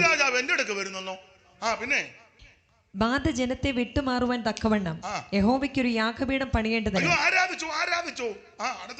ഈ കളം നിന്നോട് വിലയ്ക്ക് വാങ്ങുവാൻ തന്നെ എന്ന് പറഞ്ഞു. ദാവീദ് പറഞ്ഞു, കളം വിലയ്ക്ക് വാങ്ങാൻ പോകും. അടുത്തത് അരവന ദാവീദിനോട്, യജമാനനെ രാജാവിന് ബോധിച്ചത് എടുത്ത് ഇഷ്ടമുള്ളതെടുത്തോ യാഗം കഴിച്ചാലും ഹോമയാഗത്തിന് കാളകളും വിറകിന് മെതിവണ്ടികളും കാളക്കോപ്പുകളും ഇതാ എല്ലാം തരിക. രാജാവ് ഇതൊക്കെയും അരവന രാജാവിന് തരുന്നു എന്ന് പറഞ്ഞു. നിന്റെ ദൈവമായ യഹോവ നിന്നിൽ പ്രസാദിക്കുമാറാകട്ടെ എന്നും അരവന. രാജാവ് അരവനയോട്, അങ്ങനെയല്ല, ഞാനത് നിന്നോട് വിലയ്ക്ക് വാങ്ങിയുള്ളൂ. ഞാനേ അല്ലാതെ ഓസിലുള്ള യാഗമൊന്നും വേണ്ട. ആരേലും എന്തേലും തരാന്ന് പറഞ്ഞ ഉടനെ അത് തുപ്പാടെ അടിച്ചു മാറ്റി. പണ്ടൊരാളോട് പറഞ്ഞു കൈതച്ചക്ക കൊണ്ട് കൊണ്ടുപോക്കളാൻ. അയാൾ 3 ചാക്കുമായിട്ടാ ചെന്നേ. 2 ചക്ക കൊണ്ടുപോകാൻ പറഞ്ഞതാ. 2 ചക്ക 3 ചാക്ക്. വീട്ടുകാർ പറഞ്ഞ് കൈതച്ചക്ക ഉണ്ട് വരികയാണേ. പുള്ളി അത് കണക്ക് കൂട്ടി 3 ചാക്ക്. എന്നിട്ട് ബൈക്കേ വെച്ച് കെട്ടാൻ മേല. പാണ്ടിക്കാരൻ ആക്രിയായിട്ട് പോകും പോലെ. അങ്ങനെയുള്ള വിദ്വാന്മാരുണ്ട്. വേറൊരാളുമായിട്ട് ഒരാൾ പറഞ്ഞ് നല്ല നാടൻ മാങ്ങ പറിക്കാൻ. പുള്ളി ഒരു മാങ്ങ പറിക്കുന്നവനുമായിട്ട് ചെന്ന് വണ്ടിയുടെ അടിക്ക് മുഴുവൻ മാങ്ങ. എൻ്റെ ദൈവമേ, ഇച്ചിരി ഒന്ന് അനുവദിച്ച. എൻ്റെ അമ്മ പറഞ്ഞു, എടാ നനയുന്നിടം കുഴിക്കരുത്. നനയുന്നിടം കുഴിക്കരുത്. അരുമനെ പറഞ്ഞു, യോ ദാവീദ് രാജാവ് എൻ്റെ അടുക്ക് വരുന്നെന്നോ? ഞാൻ വന്നതാ. എന്തോ യാഗം കഴിക്കാൻ. ഇത് മുഴുവൻ എടുത്തു. എൻ്റെ കാളക്കോപ്പും എല്ലാം എടുത്തു. വേണ്ട വേണ്ട വേണ്ട, ഇതെനിക്ക് വിലയ്ക്ക് മതി എന്ന് പറഞ്ഞാൽ നിർത്തുക. അങ്ങനെ വിലയ്ക്ക് വാങ്ങി അവിടെ യാഗപീഠം പണിതു. അങ്ങനല്ലേ മോളെ? അങ്ങനെയല്ല, ഞാൻ നിന്നോട് വിലക്കേ വാങ്ങുകയുള്ളൂ. എനിക്കൊന്നും ചെലവില്ലാതെ ഞാൻ എൻ്റെ ദൈവമായ യഹോവയ്ക്ക് ഹോമയാഗം കഴിക്കില്ല എന്ന് പറഞ്ഞു. 10 പേര് നിന്റെ വീട്ടിൽ വന്നവർക്ക് പ്രാർത്ഥിക്കുമ്പം ഭക്ഷണം കൊടുക്കുന്നുണ്ടെങ്കിൽ നന്നായിട്ട് കൊടുക്കണം. നമ്മുടെ സാഹചര്യം അനുസരിച്ച് ഉള്ളവരുടെ കാര്യമായി പറയാനേ. ഇല്ലാത്തവർ ചിലപ്പോൾ പച്ചവെള്ളം മതി, അത് മതി. കർത്താവ് അറിയുന്നുണ്ട്. കർത്താവ് അറിയുന്നല്ലോ. ഇല്ലാഞ്ഞിട്ടല്ലേ. ഉള്ളവർ കൊടുക്കുമ്പോൾ നന്നായിട്ട് കൊടുക്കണം. ഇത് 1 കവർ പാല് മേടിച്ച് 9 കവർ വെള്ളവും കൂടെ ചേർത്ത്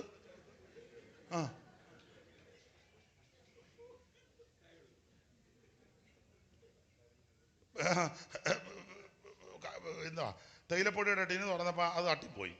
കുറേയേറെ വേണമെന്ന് പറയാം. പാപ്പച്ചായന് കടുപ്പം ആവശ്യമാണ്. അടിച്ച് ഒരു പാപ്പച്ച കുടിച്ച് ഉണ്ടേ ഒരു പാപ്പച്ചൻ അങ്ങോട്ടും ഇങ്ങോട്ടും നോക്കി വെച്ചെടുത്ത് കളഞ്ഞു. ചുമ്മാ ഉഴപ്പരുത്. കൊടുക്കുമ്പോൾ നന്നായിട്ട് കൊടുക്കണം. കളയരുത്, നന്നായിട്ട് ചെയ്യണം. ഞങ്ങളുടെ അമ്മ പറയടാ, ചായ കുടിച്ചാൽ കിറിയെന്ന് പറയരുത്. പഴയ ഭാഷയാ. കിറിയെന്ന് അങ്ങനെ വൃത്തിയായിട്ട് കൊടുക്കണം. ഞാൻ ഞങ്ങളുടെ ചർച്ചിലൊക്കെ കൊടുക്കുമ്പോൾ മീനൊക്കെ മേടിക്കാൻ പോയി അതിനെ മുടുത്ത പീസ്. അവനോട് ഞാൻ പറഞ്ഞിട്ടുണ്ട്, കുറഞ്ഞത് 40 ഗ്രാം കാണുന്ന ഒരു പീസ്. അല്ല അച്ചാറിന് മുറിക്കുമ്പോൾ എന്ന് പറഞ്ഞാൽ തരട്ടെ. ഒക്കെ തൃപ്തി ഉണ്ടായിരിക്കണം. എന്തെങ്കിലും ചെയ്താൽ കർത്താവ് ചെയ്തതെല്ലാം നന്നായിട്ടല്ലേ. 5 അപ്പവും ചെറുമീൻ 2 എടുത്ത് വാഴ്ത്തി. 5 അപ്പവും ചെറുമീൻ 2 എടുത്ത് വാഴ്ത്തി. 5000 സംതൃപ്തിയേകിയൊരു 5000 സംതൃപ്തിയൊരു യേശു നായക വാഴ്ക ജീവദായക നിരന്തരം യേശു നായക. അപ്പൊ ശ്രദ്ധിക്കുക, ഓടിച്ചു നിർത്താം. അരുവരോട് നിലമെല്ലാം കൂടെ വിലക്ക് വാങ്ങി. അടുത്ത വാക്യമായിരുന്നു മോളെ. അങ്ങനെ ദാവീദ് കളത്തെയും കാളുകളെയും 50 ശേക്കെൽ വെള്ളിക്ക് വാങ്ങി. ദാവീദ് യഹോവയ്ക്ക് അവിടെ ഒരു യാഗപീഠം 50 ശേക്കെൽ വെള്ളി വെള്ളി വീണ്ടെടുപ്പാ കൊടുത്തു വാങ്ങി. ദാവീദ് യഹോവയ്ക്ക് അവിടെ ഒരു യാഗപീഠം പണിതു. ഒരു യാഗപീഠം എന്ന് പറഞ്ഞ ആരാധിച്ചു. എന്നിട്ടോ ഹോമയാഗങ്ങളും സമാധാന യാഗങ്ങളും കഴിച്ചു. ഇനി അതിന്റെ ഒടുവിലത്തെ വാക്യം വായിച്ചേ. 24:21 25. അപ്പോൾ യഹോവ ദേശത്തിന്റെ പ്രാർത്ഥന കേട്ടു. ബാധ ഇസ്രായേലിനെ വിട്ടുമാറുകയും ചെയ്തു. ഒരു അനർത്ഥവും നിനക്ക് ഭവിക്കത്തില്ല. ഒരു ബാധകം നിന്റെ കൂടാരത്തിൽ അടുക്കത്തില്ല. ബാധ അടുക്കാതിരിക്കാൻ 1 ചോരത്തളി ആചരിച്ച് രക്ഷിക്കപ്പെടണം. 2 ബാധ അടുക്കാതിരിക്കാൻ 2 കാര്യമാണ്. 1 ദൈവത്തെ ആരാധിക്കണം. യാഗപീഠം അത് ആരാധനയാണ്. ആരാധിക്കണം. ആരാധിക്കണം, ആരെ ആരാധിക്കണം, എങ്ങനെ ആരാധിക്കണം? പ്രമാണമുണ്ട്. എല്ലാ ഭാഗത്തേക്കും പോകുന്നില്ല. ദൈവത്തെ മാത്രമേ ആരാധിക്കാവൂ. ആരാധിക്കേണ്ടത്? രക്ഷിക്കപ്പെട്ട് സ്നാനപ്പെട്ടവൻ ആരാധിക്കണം. മിസ്രൈമിൽ 430 വർഷം കഴിച്ചു, ഒറ്റ ദിവസം പോലും ആരാധിച്ചില്ല. ചാപ്പാട് കഴിച്ചെന്നുണ്ട്. ആരാധിച്ചത് എപ്പോഴാണെന്നറിയാമോ? ചെങ്കടൽ കിടന്ന് അക്കരെ കയറിയപ്പോൾ. അത് സ്നാനം. അപ്പോൾ ആരാധിക്കേണ്ടത്? രക്ഷിക്കപ്പെട്ട് സ്നാനപ്പെട്ടവൻ ആരാധിക്കണം. അതാ വേദപുസ്തകത്തിന്റെ പ്രമാണം. രക്ഷിക്കപ്പെട്ട് സ്നാനപ്പെട്ടവൻ ആരാധിക്കണം. അങ്ങനെ ആരാധിച്ചപ്പോൾ ബാധ മാറി. ആരാധിക്കുമ്പോൾ ബാധ മാറും. ആരാധിക്കുന്നവർ ചെലവ് ചെയ്ത് വേണം. അതും വേണം.